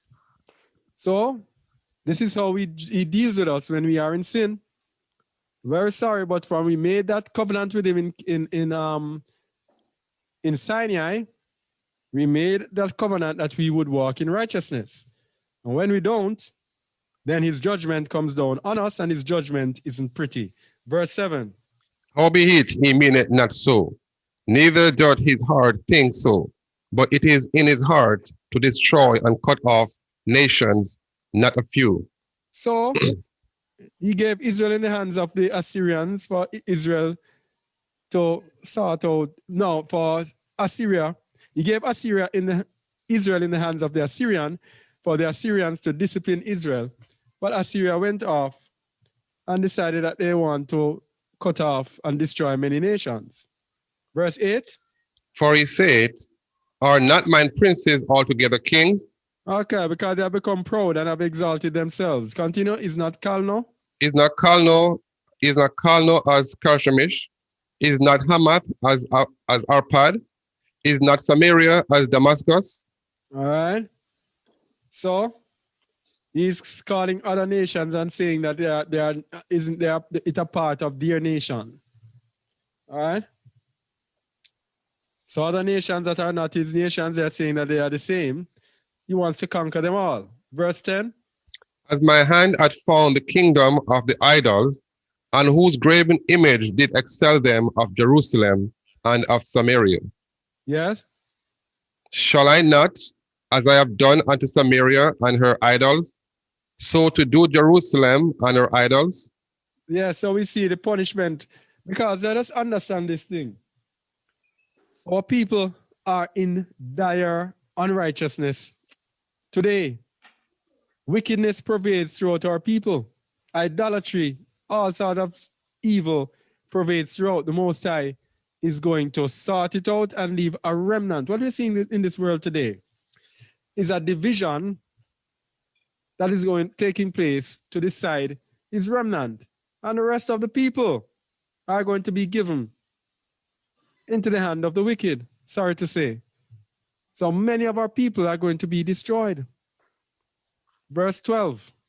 Wherefore it shall come to pass that when Yahuwah had performed his whole work upon Mount Zion and on Jerusalem, I will punish the fruit of his stout heart of the king of Assyria and the splendor of his high looks. All right, so we see it there. This is what we're saying. After he has finished sorting us out, then it's time now to turn onto our oppressors. That's how it works. And then we will be delivered. That's what's happening today. That's what's going to happen today. We are going to go through this mark of the beast debacle, if that is the right word to use. We are going to go through this. And then after we have overcome, he's going to put us apart, and then he's going to sort them out for what they have done to us. Because guess what? They have done their work. And their work is to separate his people in righteousness. That's what they're there for. So our journey going through this mark of the beast thing is to prove righteousness, is to set apart a people unto righteousness. And when that job is done, then he will punish those who have done it. That's how he works. Because he only uses them for us. That's it. All these people you see ruling this world, all these Faucis and these Bidens, they are being used. The Most High is using them for our purpose. So they are the punishers who will bring out the best of righteousness in us, or we will side with them and go on their side, and then he will get rid of us, destroy us. That's it. Continue. For he said, by the strength of my hand I will done it. I have done it. I have done it. And by my wisdom, for I am prudent, and I have removed the bonds of the people, and have robbed their treasures. And I have put down the inhabitants like a valiant man. Yeah, this is how these people are boastful, acting as if they rule the world. Even today, New World Order, Fourth Industrial Revolution, fusion of our physical or digital and our biological identities. You are going to do this. You are going to hear the presumptuous Klaus Schwab. Presumptuous. You are not going to own anything and you are going to be happy. You hear these proud men, if they are men, they are coming with a New World Order slavery system whereby they are going to own everything, even the lands. They're going to take away people's lands. You're not going to own the lands. Everything that you have, you're going to rent it from them. They are going to give a stipend to people, and people have the money and just rent the money from them. In other words, you won't own anything. All will be rental. So they will continuously own everything and you will end up having nothing. This is how presumptuous and proud these people are. Continue. 14. And my hand had found as a nest the riches of the people, and as one gathereth eggs that are left. Have I gathered all the earth, and there was none that moved the wings, or opened the mouth of peeped. And we see this is what is happening today. It's the same system, a one world system, where nobody can say anything and nobody can see. There was none that moved the wing or opened the mouth or peeped. That's what is happening today. You cannot say anything against your system. Nothing at all you can say against your system. You notice I have to be saying vax. I cannot say say the word full. Because of these people, you can't even open the mouth. It's the same thing that's happening. Verse 15. Shall the axe boast itself against him that heweth therewith, or shall the saw magnify itself against him that sucketh it? Shaketh it. Shaketh it, as if the rod should shake itself against them that lift up, or as if the staff should lift up. I mean, yeah, you're struggling. yeah. All right. El Pedro. Is El Pedro there? I'm here, bro. I'm here. Okay, Samuel, thank you. Shamuel, good. All right, read verse 15, Shamuel. Thanks, Wayne. Yeah. Yeah. All right. Verse 15. Yeah. Shall the axe boast itself against him that heweth therewith? Or shall the saw magnify itself against him that shaketh it? As if the rod should take itself against them that lift up, or as if the staff should lift up itself, as if it were no wood. In other words, who are these people to be exalting themselves against me? And that's what they're doing today when they're coming with this proposition that they're doing to try to control the entire world. Verse 16. Verse 16. Therefore shall Yahuwah of hosts, send among his fat ones leanness, and under his glory he shall kindle a burning like the burning of a fire. So here's so here's the irony of it all. It is Israel that's going to be the source of their destruction. Verse 17. And the light of Israel shall be for a fire, and his Holy One for a flame, and it shall burn and devour his thorns and his briars in one day. Verse 18. And shall consume the glory of his forest and of his fruitful field, both soul and body, and they shall be as when a standard bearer fainteth. Verse 19. And the rest of the trees of his forest shall be few, that a child may write them. All right, so the great kingdom shall be reduced to little or nothing. But look at this. The remnant of Israel now. This is the process that we said. Israel will be punished. Then after Israel is punished, the nation that oppressed them is punished. And then, let's see what's happening to the remnant now. Verse 20. Verse 20. And it shall come to pass in that day that the remnant of Israel and such as are escaped of the house of Jacob shall no more again stay upon him that smote them, but shall stay upon Yahuwah, the Holy One of Israel, in truth. All right, your mic sound kind of low, Samuel. Is it low? Yeah. All right. So the remnant of Israel shall be in righteousness. And why are they in righteousness? Because of what they went through before. Because of the pressure that the oppressors put onto them. Verse 21. Verse 21. The remnant shall return, even the remnant of Jacob, unto the mighty Allure. The remnant shall return. Always a remnant shall return. Because, verse 22. For though thy people Israel be as the sand of the sea, yet a remnant of them shall return. The consumption decreed shall overflow with righteousness. All right, look at this. The consumption decreed shall overflow with righteousness. This consumption decreed that's going to be upon this earth. This MOTB is the consumption that is decreed that is going to overflow with righteousness.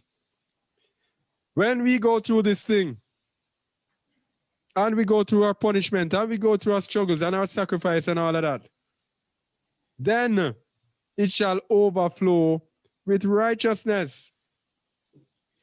And this is the remnant that shall return. There are going to be a lot of Israelites in the end. There are a lot of us in the end. But as I think Wayne and I were speaking, I don't know if it was Wayne, that it will be a few. A remnant of them shall return. What is going to happen is that a relatively few Israelites will return, and then there's going to be rapid, what you call it? Multiplication. rapid, what's the word?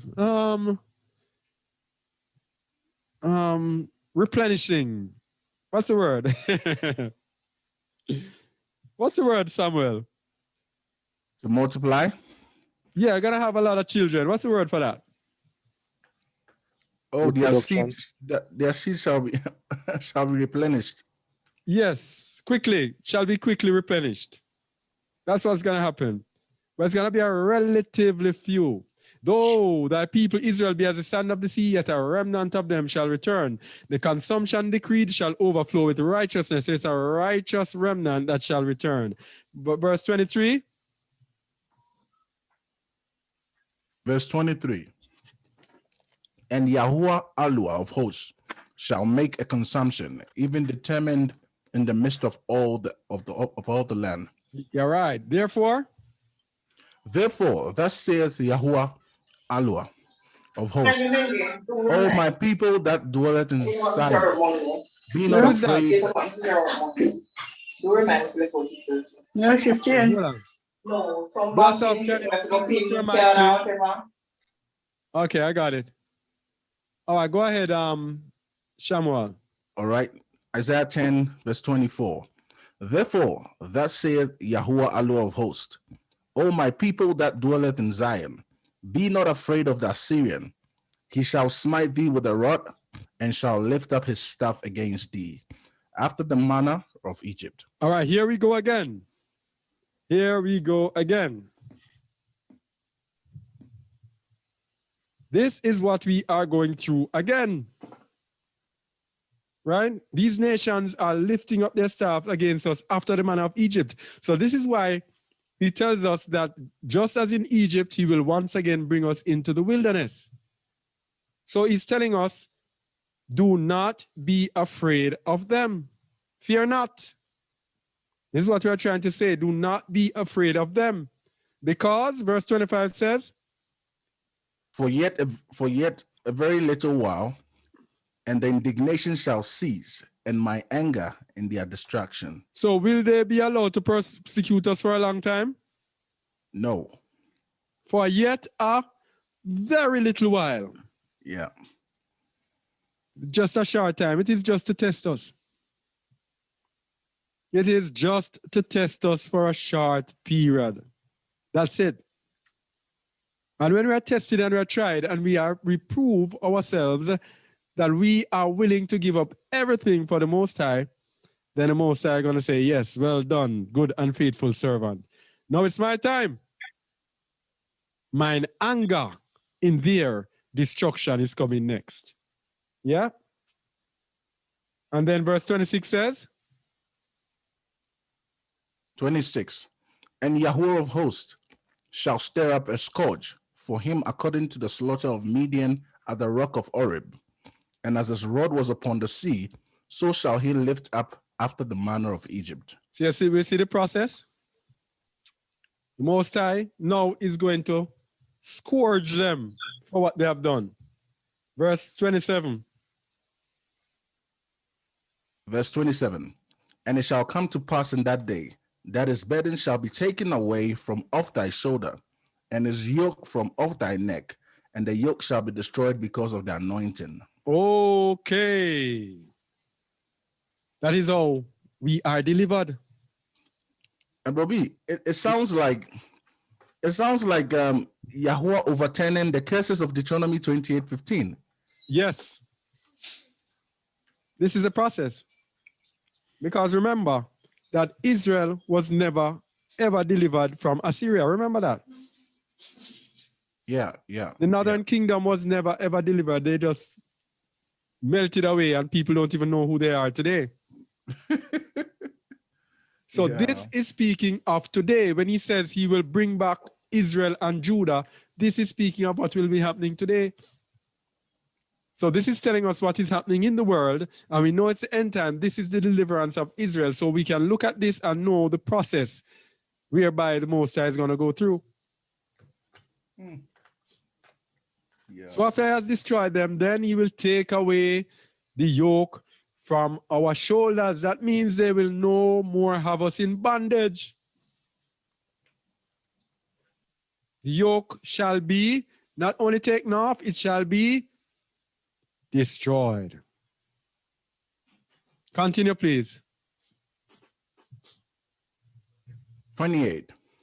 He's come to. No, okay, we can stop there. Okay.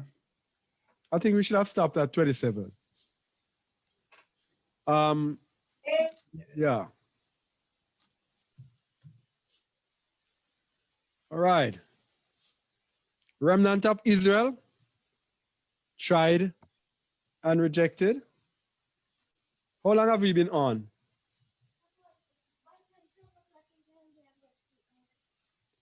How long have we been on? Anyone knows? All right. It will soon be 2 hours. Should I do this? Remnant of Israel tried. Let me take a look at this. Jeremiah 6, because this is really long. Let me see. This was the one I was. All right, let me see if we can skip this and go to. All right. Jeremiah 6, those who choose the law versus the way. Those who choose the way versus those. Let me see something. Those who choose the law versus the way. Coming up, give me a minute, please. All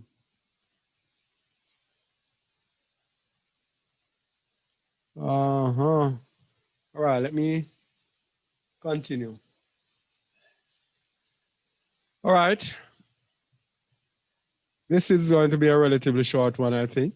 Sinners of Israel punished in Yahuwah's wrath. Zephaniah 1:4-18. We want to establish that it is not a free ticket, it is a righteousness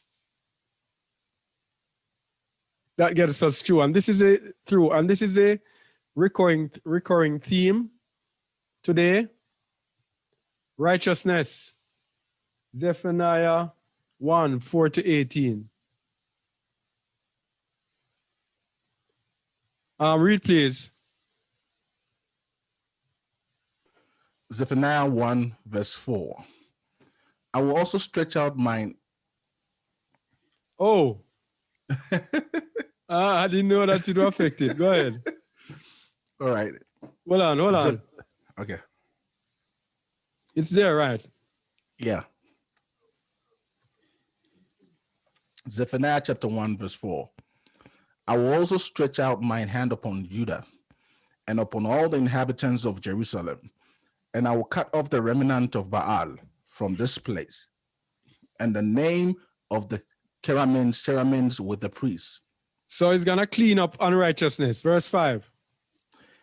And them that worship the host of heaven upon the housetops, and them that worship and that swear by Yahuwah, and that swear by Malcolm.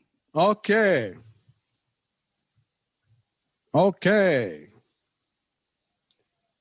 Them that worship and that swear by Yahuwah and that swear by Malcolm. This is speaking of those who, when we've seen it throughout the scripture, they worship Yahuwah, but in the secret, they worship their gods. All right? So this will be equivalent to us today. We say we are worshiping Yahuwah, but we are worshiping him in the manner of other gods, and we are worshiping him, calling him on the names of other gods. All right? Those shall be punished. He's telling us all will be punished. Verse 6. Verse 6. And them that are turned back from Yahuwah, and those that have not sought Yahuwah, nor inquired of him. You see how all these people will be destroyed? Let's go there. Those who worship Baal, who, of course, is the Lord worshipped in Christianity. So those who worship the Lord, those who worship the sun and the moon, those that worship and serve Yahuwah and worship other God with him, those who are backslidden from Yahuwah, Those that have not sought Yahuwah, nor inquired for him. They just don't care. Right? And this is what we see today. This is a microcosm of what is happening today, especially those that have not sought Yahuwah. When we tell them about Yahuwah, they do not want to hear. Verse 7. Verse 7. Hold thy peace at the presence of Yahuwah Allah. For the day of Yahuwah is at hand, and for Yahuwah hath prepared a sacrifice. He hath bid his guests.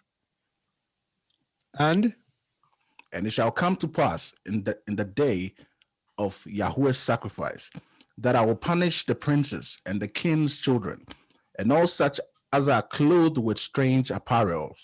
Strange apparel, strange clothing.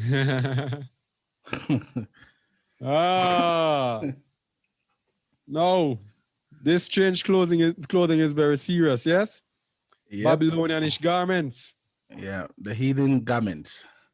Huh? The garments of the heathens. Yes. So our people returning to the Most High, we must wear the garments that were given to us. Numbers 15, verse 37. Numbers 15, verse 37. Let's give us a reminder. In this time, we have to be striving and pushing away from sin. Read, please. Numbers chapter 15, verse 37. And Yahuwah spake unto Moses, saying, Speak unto the children of Israel, and bid them that they make them fringes in the borders of their garments throughout their generations, and that they put on the fringe of the borders a riband of blue. Wear fringes. This is the garments of the Israelites throughout their generations. As soon as you find out that you're an Israelite, you have to take off the Babylonianish garment and put on the fringes that identify the children of Israel. That's why the word says, then all nations shall know who the children of Israel are. This is one of the identifiers. Yeah. When I'm out in the streets, I hear people shouting me, Israelite. That identifies me that I've accepted my heritage. People pass me, yo, Israel, Wagwan. That is the identifier. That's not strange garments. Verse 39, and the reason it shall be unto you. And it shall be unto you for a fringe, that ye may look upon it and remember all the commandments of Yahuwah and do them, and that ye seek not after your own heart and your own eyes, after which ye used to go a whoring. And so this is most important, very important for the women. Because the women tend to be the ones who are caught up more in culture, in this fashion and style and all of this. Right? Because one of the functions is that you seek not after your own heart and your own eyes. And a few weeks ago, we did a teaching on women and showed that they were more susceptible to the lust of the flesh, lust of the eyes, and the pride of life. Women should be wearing their garments. All right? So let's get back. Strange garments.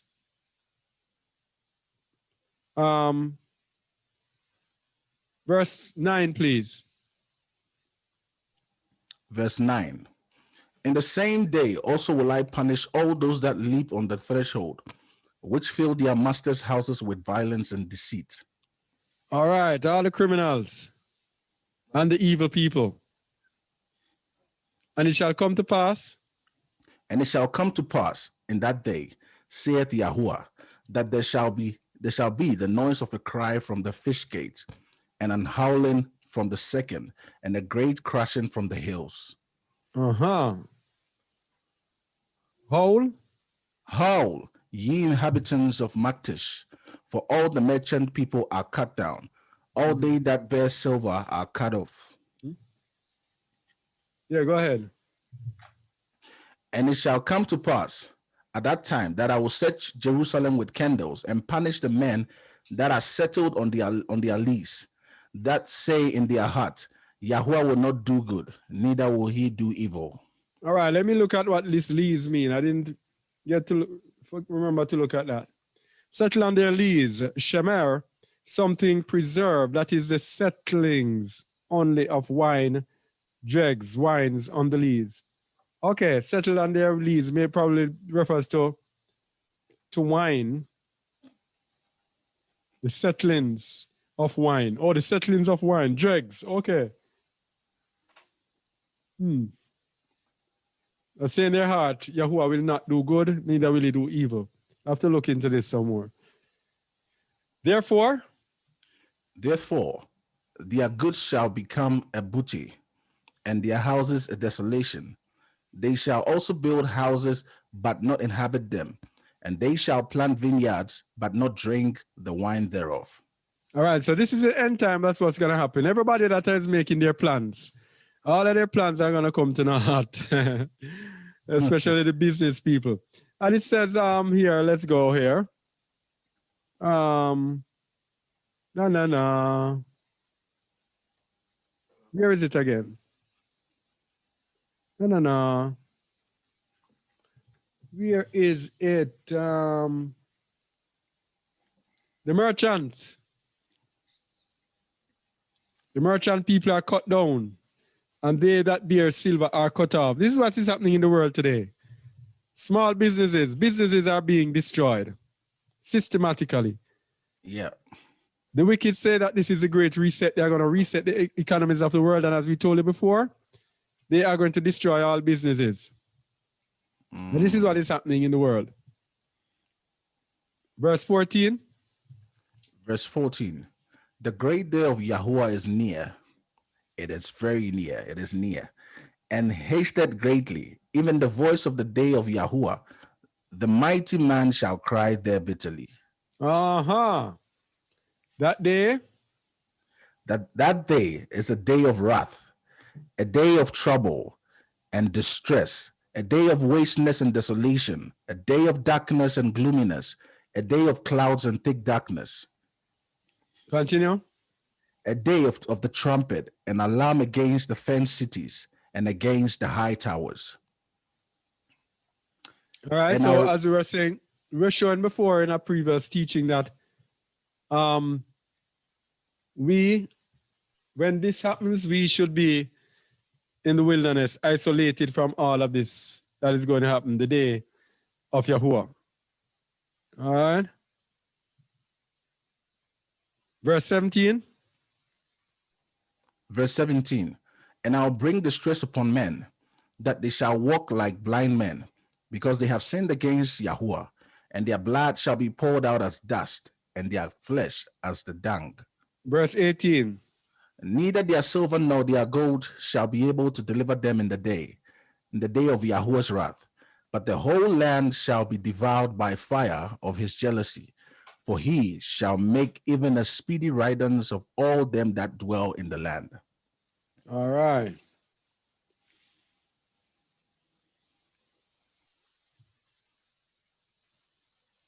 All right. So it's coming soon. We'll soon be touching down. We look at the punishment there. We're going to look at the deliverance for the afflicted and poor remnant. Just trying to get an understanding of what is coming and to what the Bible says will happen in the end time. Okay? So,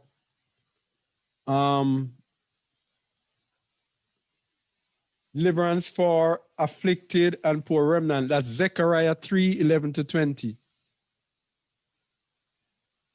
Zephaniah 3.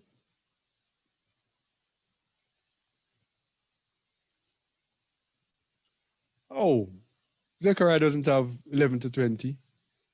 What did I see? Zechariah 3:11-20. No. Is it Zephaniah 3? Zechariah 3. Let me see. coming up. Give me. Oh, I don't got it. Oh, Zephaniah 3, 11 to 20.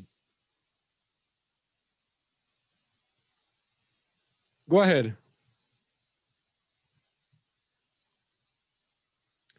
Deliverance for the afflicted and poor remnant. Go. Are you there, Shamuel? Yeah, I'm here, Bobby. Yeah, go ahead. And in that day shalt thou not be ashamed for all thy doings, wherein thou hast transgressed against me. For then I will take away out of the midst of thee them that rejoice in thy pride, and thou shalt no more be haughty because of my holy mountain. All right. So he's going to bring his people down low, and the proud ones will be taken out. Yeah? Verse 12. Verse 12. Verse 12. I will also leave in the midst of thee an afflicted and poor people, and they shall trust in the name of Yahuwah. All right. So this now is telling us again that the people who will be left, the remnant who will be left, will be poor and afflicted. So get it out of our minds that we're going to be like every normal people and we are going to have this and we're going to have this. We are going to be weary, poor, and afflicted. But these people now will trust in the name of Yahuwah, because if you're not poor and afflicted, then you're going to trust in your own strength. So, because he wants us to trust in him, we will be poor and afflicted. Verse 13. Verse 13. The remnant of Israel shall not do iniquity, nor speak lies, neither shall a deceitful tongue be found in their mouth. For they shall feed and lie down, and none shall make them afraid. All right. The remnant of Israel shall be in righteousness. After all that we have gone through, we will be perfected, and none shall make us afraid, which means we will be protected. And right after the remnant is declared again, always, the remnant is going through a tough time and be perfected, and then deliverance. 14, happy times. Sing, O daughter of Zion. Shout, O Israel. Be glad and rejoice with all the heart, O daughter of Jerusalem. Continue. Yahuwah hath taken away thy judgments. He hath cast out thine enemy. The King of Israel, even Yahuwah, is in the midst of thee. Thou shalt not see evil anymore. Okay. Awesome. He hath taken away thy judgment, and he has cast out thine enemy. And now he's in the midst of you. Verse 16. Verse 16. In that day it shall be said to Jerusalem, fear thou not, and to Zion, let not thine hands be slack. Uh-huh. Yahuwah thy Alua in the midst of thee is mighty. He will save. He will rejoice over thee with joy. He will rest in his love. He will joy over thee with singing. All right. So after the tough times, this is all the good that's going to come. Don't worry about the tough times. Don't worry about the fact that we can't buy and sell and we can't do this and we can't do that. Think about the sweet parts like this. Go ahead. I will gather them. I'll gather them that are sorrowful for the solemn assembly, who are of thee, to whom the reproach of it was a burden. Uh-huh. I will gather them that are sorrowful for the solemn assembly, who are of thee. Children of Israel will be in the assembly. 19. Bobby, before we continue, yeah, on the 18, sorrowful for the solemn assembly. Can you expand on that? Which assembly? Is it the same assembly of the ecclesia that is in the New Testament? The solemn assembly usually refers to the appointed of time, Israel. The feast. Okay, all right, okay. Here it is, solemn an appointment that is a fixed time or season. It's a moed, which is a feast, right? As I said. Yeah. Yeah. Where are we?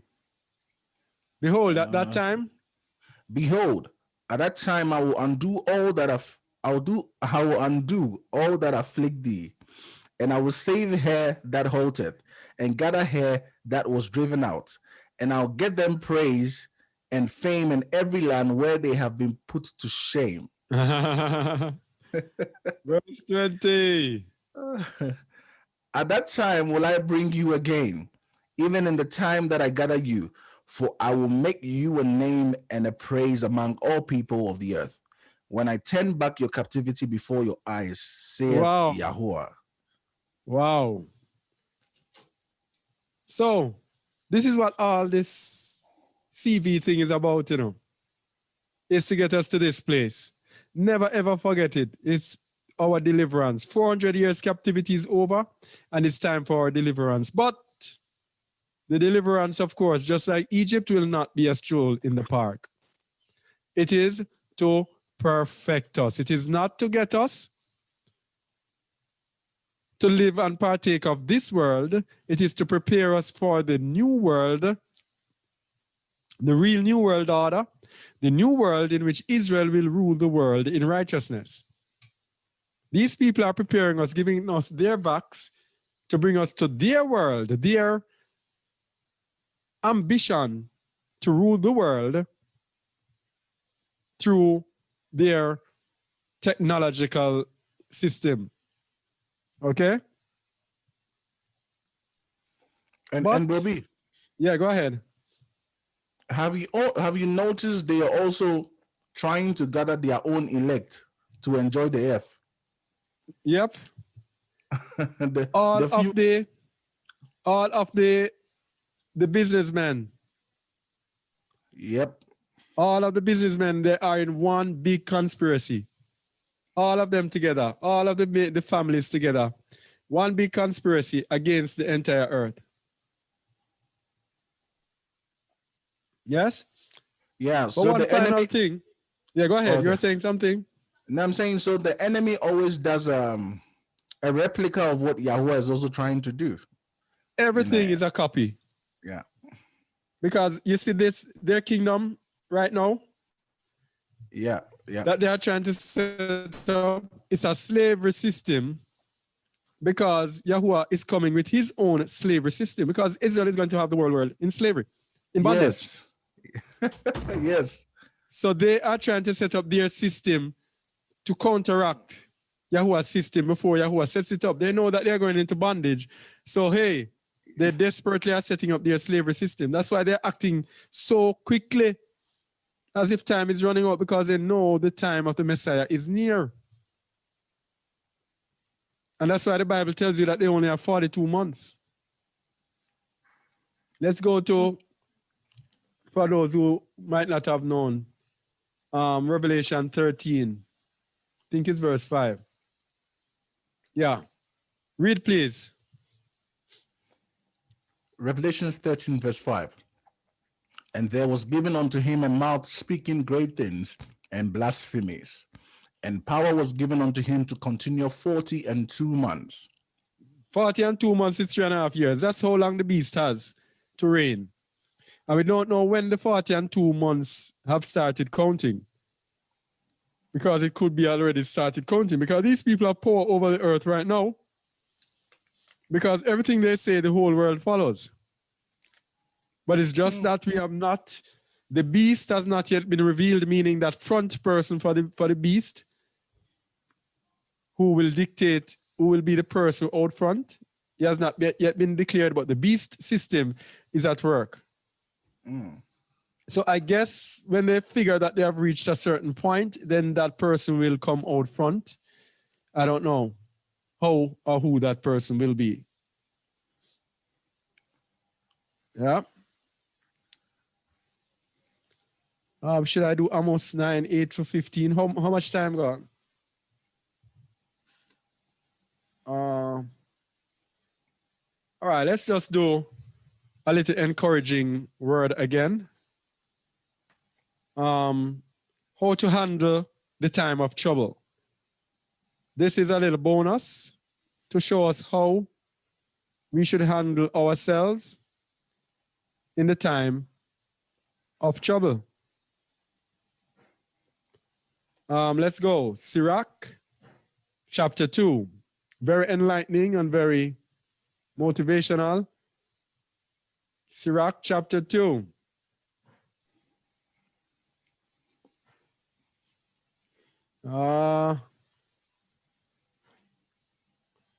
Sirach 2. Read, please. Sirach chapter 2, verse 1.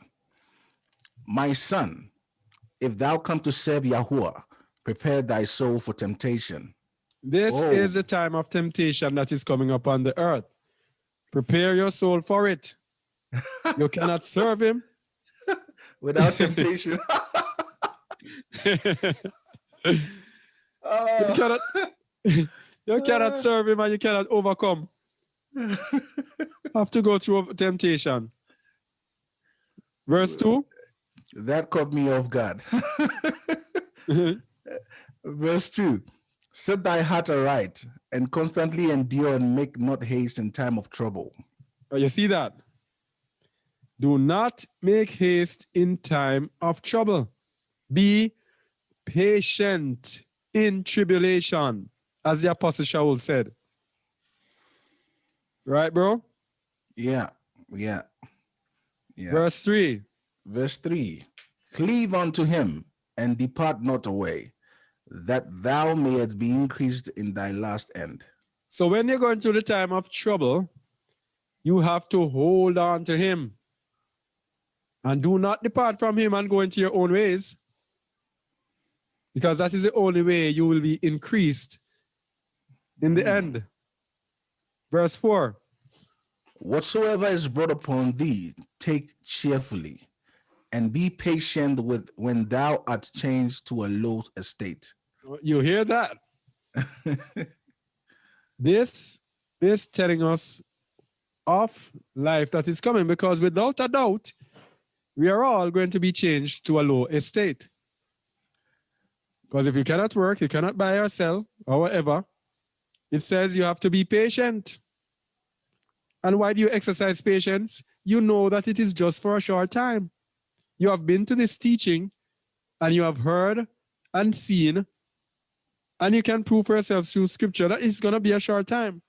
So be patient when you are brought low, and take it cheerfully. Like Peter and John, when they were beaten and told not to preach in the name of Yahusha, they celebrated that they were counted worthy to take punishment for the Messiah. Right. Yeah. This is certainly not a Christian doctrine, eh? No. Oh, yes. I forgot about that. Not a Christian doctrine. No, you're not. God is going to prosper you. This one has nothing to do with prosperity. Yeah. This is Yahuwah. Yeah. He's not God. That's why I keep telling people, do not call him God. He's not God. He's totally different. And it's telling you why you have to go through it in verse 5. For gold is tried in the fire, and acceptable men in the furnace of adversity. Get this in our heads. Acceptable men in the furnace of adversity. So the fire of adversity, if we do not have adversity against us, we cannot be acceptable.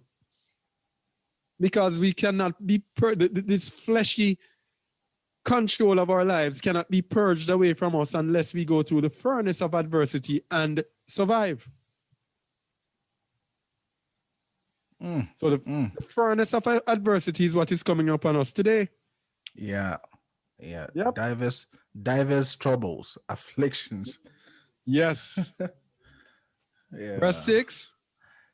Verse 6. Believe in him, and he will help thee. Order thy way aright and trust in him. That's it.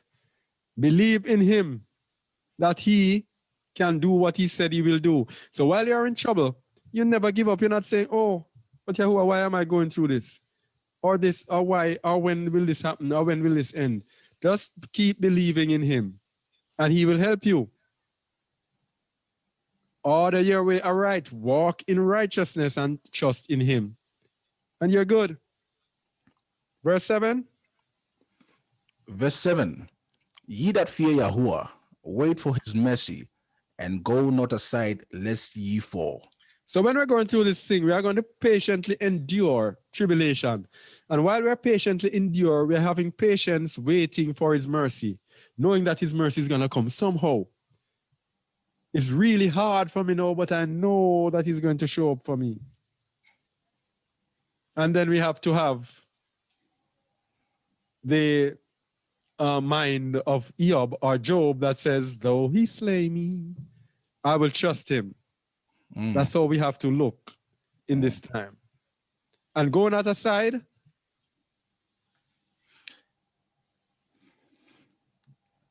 Shamuel. Yeah, I'm here. And go not aside lest ye fall, right? Yes, and go aside lest ye fall, yes. So if we do not wait for his mercy and go aside, then we will fall. Verse 8. Verse 8. Ye that fear Yahuwah, believe him, and your reward shall not fail. All right. So going through it all, believe him, and your reward is sure. Verse 9. Verse 9. Ye that fear Yahuwah, hope for good, and for everlasting joy and mercy. All right. So we now going through this, we know that it is the gospel that we are waiting on. We know that it says everlasting joy shall be to us. So we wait patiently. That's why teaching like this puts in perspective what we have to expect. We can make up our minds and we can know the goodness that awaits us and we can know the struggles that await us. So when they come upon us, they have not taken us by surprise. Verse 10. Verse 10. Look at the generations of old and see, did ever any trust in Yahuwah and was confounded? Or did any abide in his fear and was forsaken? And whom did he ever despise that called upon him? Aha. You cannot trust in him and be confounded. You cannot abide in his fear and be forsaken. You will not be despised when you call upon him. So all of these things are telling us we don't really have anything to fear. And if we go to Tehillim 37:25, matching that, read verse 25, please. Verse 25. I have been young.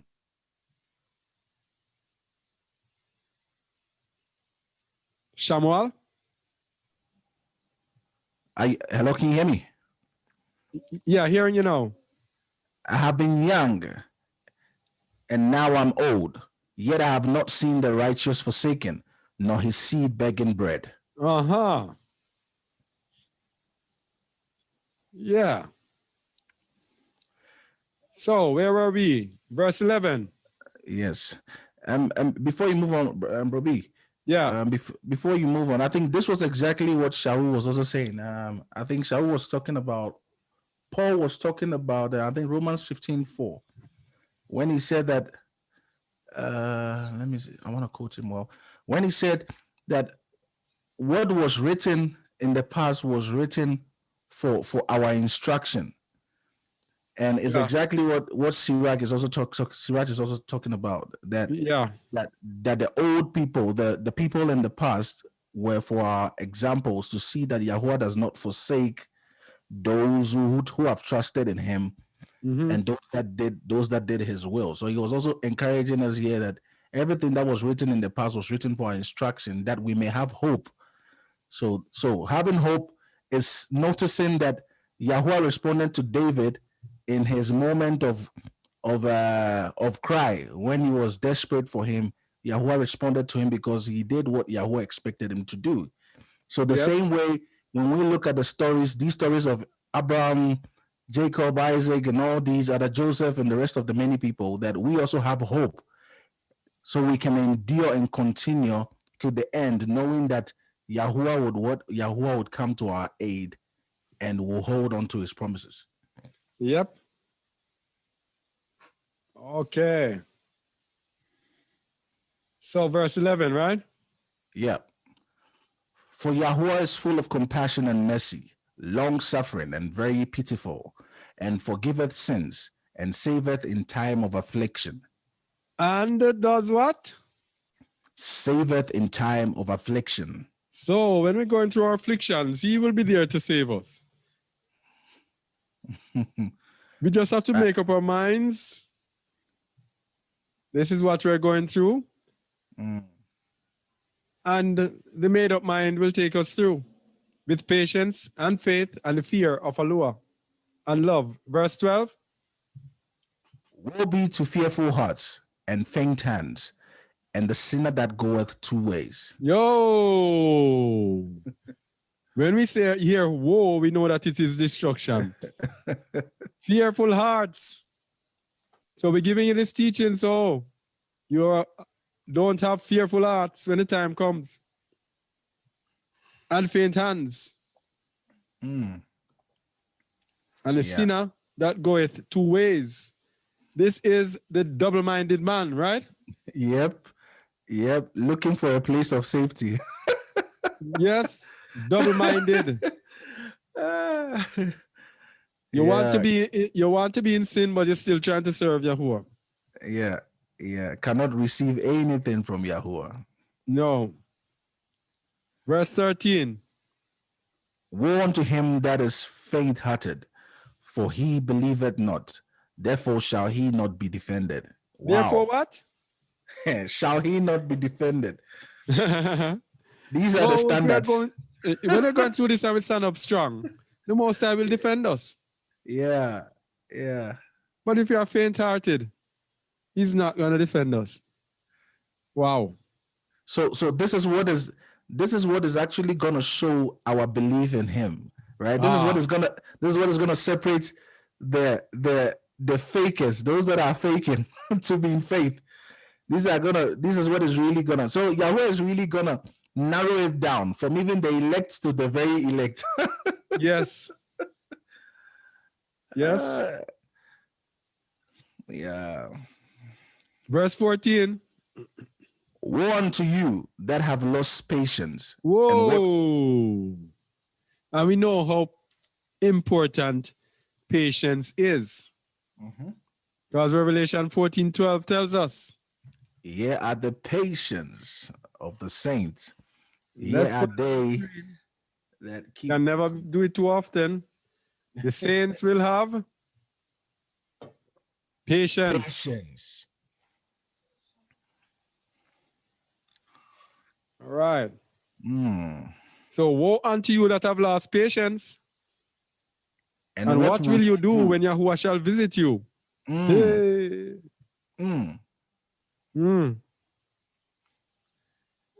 Verse 15. They that fear Yahuwah will not disobey his word, and they that love him. How can you say you fear Yahuwah and you don't want to obey his commandments? How can you fear Yahuwah and say the law is done away with? And of course, as we said before, over and over again, the fear of Yahuwah is where it all begins. The fear of Yahuwah is where knowledge begins, is where wisdom begins, is where wisdom, understanding comes from keeping his commandments. Fear of Yahuwah gives us long life. Fear of Yahuwah gives us protection. Fear of Yahuwah gives us deliverance. Fear of Yahuwah gives us good health. Everything comes from the fear of Yahuwah.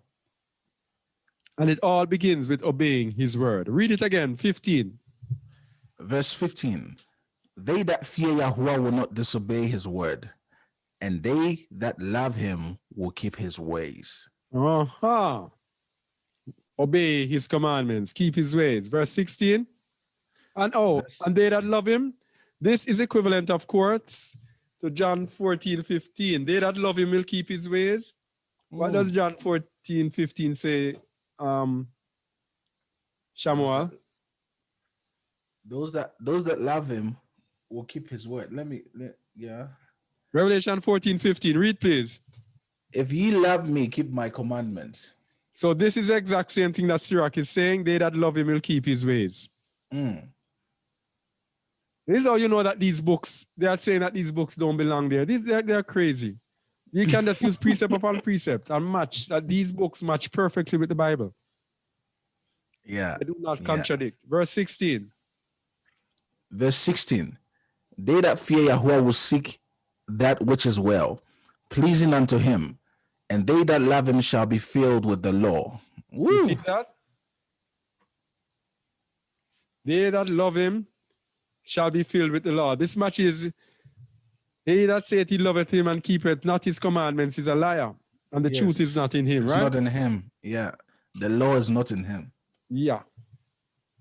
So if you love him, you will be filled with the law. So how can you say you love the Most High, you're saying the law is done away? So what exactly this is saying, that those in the end time remnant will be those who keep the commandments of Allah and the faith of Yahusha. Revelation 14:12. Verse 17. Verse 17. They that fear Yahweh will prepare their hearts and humble their souls in his sight. And of course, this one matches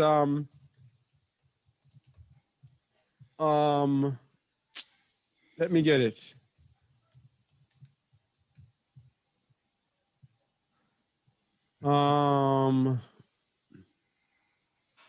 James 4:6, but he giveth more favor. Wherefore he saith, Allah resisteth the proud, but giveth favor unto the humble. All right? So those that fear Yahuwah will prepare their hearts and humble their souls in his sight. You have to humble before the Most High. And verse 1 Peter 5:5, likewise ye younger, submit yourselves unto the elder. Yea, all of you be subject one to another, and be clothed with humility, for Allah resisteth the proud, and giveth favor or grace to the humble. This is why those who fear Yahuwah will humble their souls in his sight. Verse 18. Verse 18, saying, we will fall into the hands of Yahuwah, and not into the hands of men. For as his majesty is, so is his mercy. And so this is where we end. What this is saying is the choice that we have. If we go and take their backs, we will fall into the hands of men. And he said in Jeremiah, we will be putting our trust in men. And he said in Jeremiah 17:5, what did he say? Read, please. Jeremiah 17, verse 5. That saith Yahuwah, cursed be the man that trusted in man, and maketh flesh his arm, and whose heart departed from Yahuwah.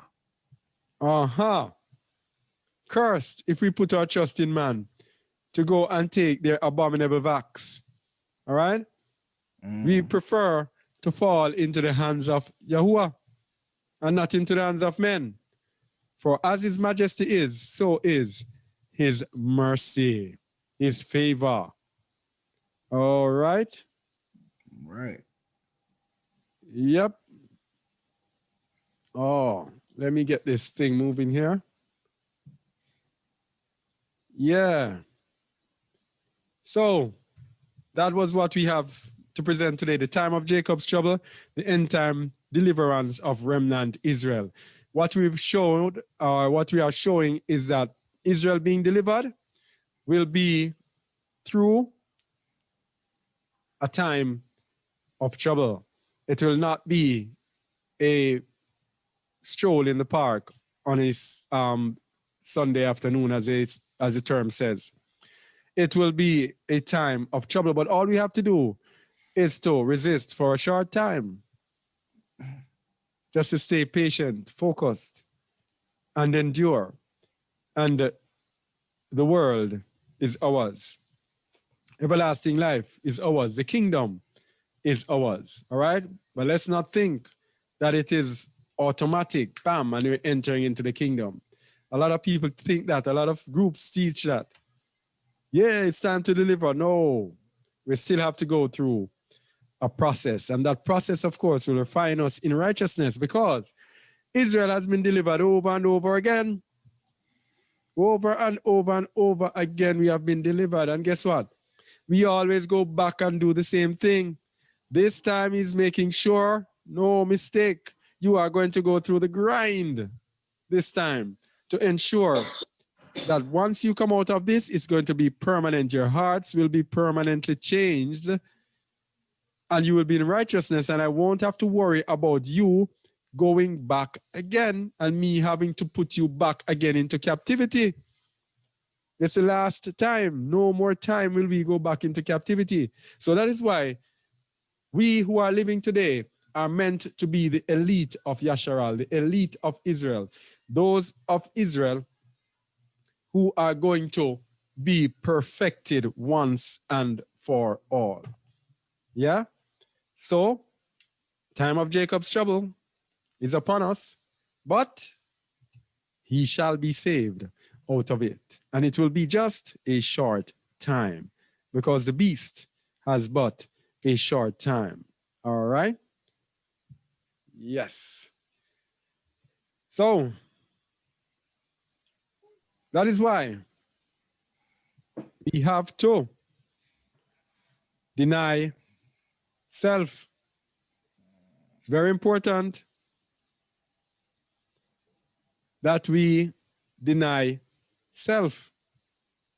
Without denying self, we cannot overcome. Right, Wayne? We cannot overcome. Correct. We cannot overcome if we don't deny self. As a matter of fact, the Messiah told us that we cannot be his disciple. We cannot. And if we cannot be his disciple, that means we are none of his. We won't have his spirit, and we are none of his. So I'm appealing to us as a group, appealing to everyone watching this. Get rid of all the luggage. Get rid of all the sin. Shed everything right now that is holding you down. Shed everything that is holding you back. Get rid of sin. Get rid of burden, the bungle, the materialism, the material things. Piling up things, piling up materialism. Get rid of them. Shed and deny self so that you too can overcome. We all can overcome. All right? Hope this was good for someone. Yeah. Hope it was of value to someone to get an understanding of what is coming in the end, of what is upon us, and the choices that we have, and to be motivated as to the great promises that await us. All right? So it's not all for naught. It's not like, oh, well, do we have to be going through this? No. The prize that is awaiting the whole world. You're going to rule the world. You're going to have power over every nation. All nations are going to serve you. Just think about it. What these guys are trying to do with their new world order, that is what you are going to get when you overcome. Just think about it. They are setting up a one world order slavery system where the whole world serves them. And they are doing it through force. Yes? The Messiah is going to return and he's going to gather us. And we are going to be in the kingdom in Israel. And we are going to rule the world. All the world will be subservient to us. All the world will bow down to us. We will be kings. When they see us, they're going to say, oh, that's an Israelite. He's an Israelite. Wow. That's what they're going to say. That's how important our delivery is. That's how important our lives are. That's how important it is for us to overcome this thing. We will be the elite of this world. We will be the rulers of this earth. They will serve us. They will bring their goods into us. They will bring their produce into us. They will be paying us tribute. And every one of them from every nation will be our servants in our kingdom. That is what awaits us. So think about it. Aren't you willing to struggle through? Well, I am. I don't know about you. All right? Yeah, you have anything to say, Shamuel? Yeah, just to add on to what you're saying, it's spot on. And for me, I know many who are going to visit this footage are actually going to be Christians as well. And it's important because all the points that we're emphasizing on today's teaching and many other teachings that we've shared on Just the Word on the channel, it is very clear and eminent that it's not about Christianity. It is about Israel. Now, if anyone who seeks salvation, this salvation that the Bible continues to speak about, if you seek it, you need to ask how it is done properly, right? It is done by cleaving to these people whom the Most High has promised to gather from all around the corners of the earth. And this is what it's about. So seek the truth and let the truth set you free, because Israel's salvation is right in the corner.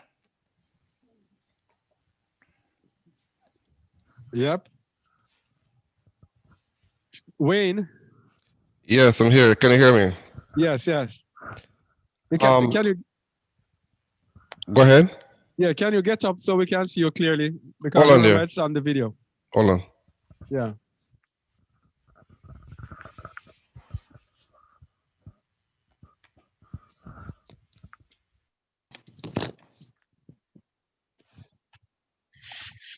Yeah. All right. If you will find for me Revelation 2 and verse 10 in the meantime. Revelation what? 2 and verse 10. Okay. And while you're looking for it, if we can also remember the Israelites down there when they were being led out of Egypt. I forgot that it's not on the screen. Hold on. Let me set it up.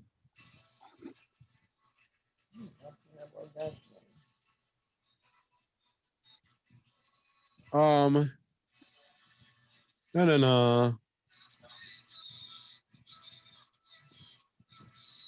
Yeah.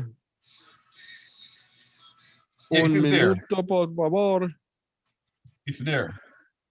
It's there now. Yeah.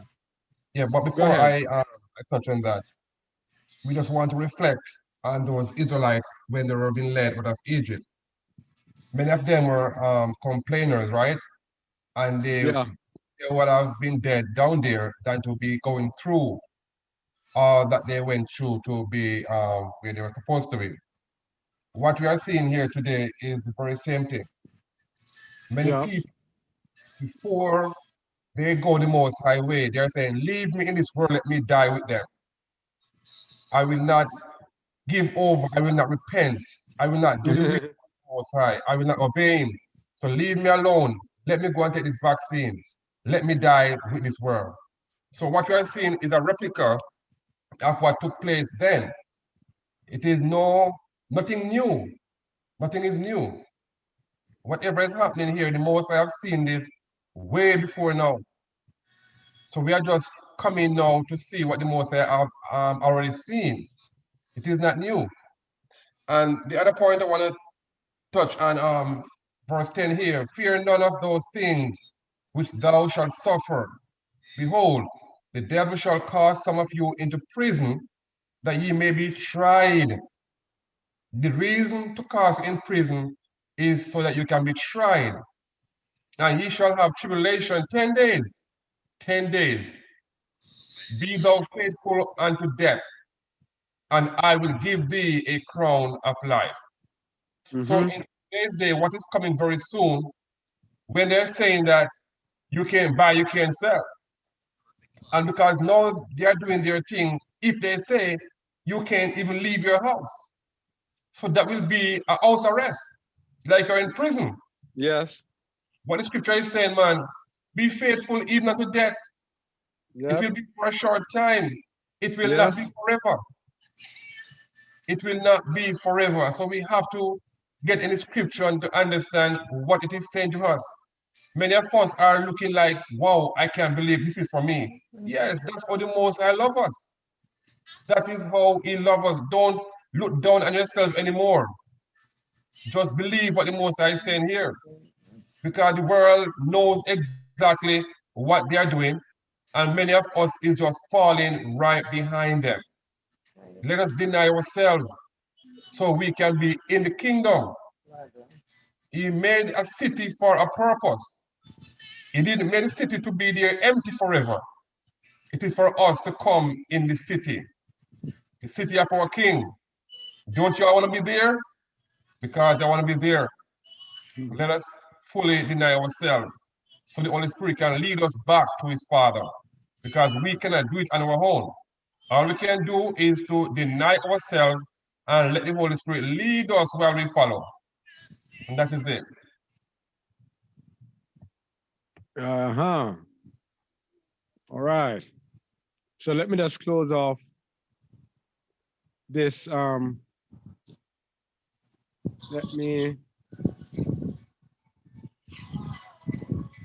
me close off today. Yeah. So thanks for watching once again. This is Kazak Eliyahu Yasharal here from Just a Word. And if you like, you can like, comment, and subscribe if you have not yet done so to our channel. All right. This is Just a Word. And we have Just a Word Radio, Just a Word TV, and justaword.org. All of these are our, what should we call it? Our portals for you to get information. We are particularly excited about Just a Word Radio, 24/7 radio that broadcasts truth, and more truth for the whole day, with music interspersed with a lot of music as well. So, great way to consume the word of truth in this end time. And we are asking people to just share the good news, justawordradio.com, that we have it down here, justawordradio.com, our 24/7 station. Okay. So this was the time of Jacob's trouble, the end time deliverance of Remnant Israel. Right? Please check out our channel, and you can find all our videos on justaword.tv. Okay. So until next time, shalom, everyone. Shalom.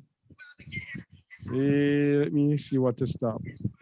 Stop live stream. Last time I shut down.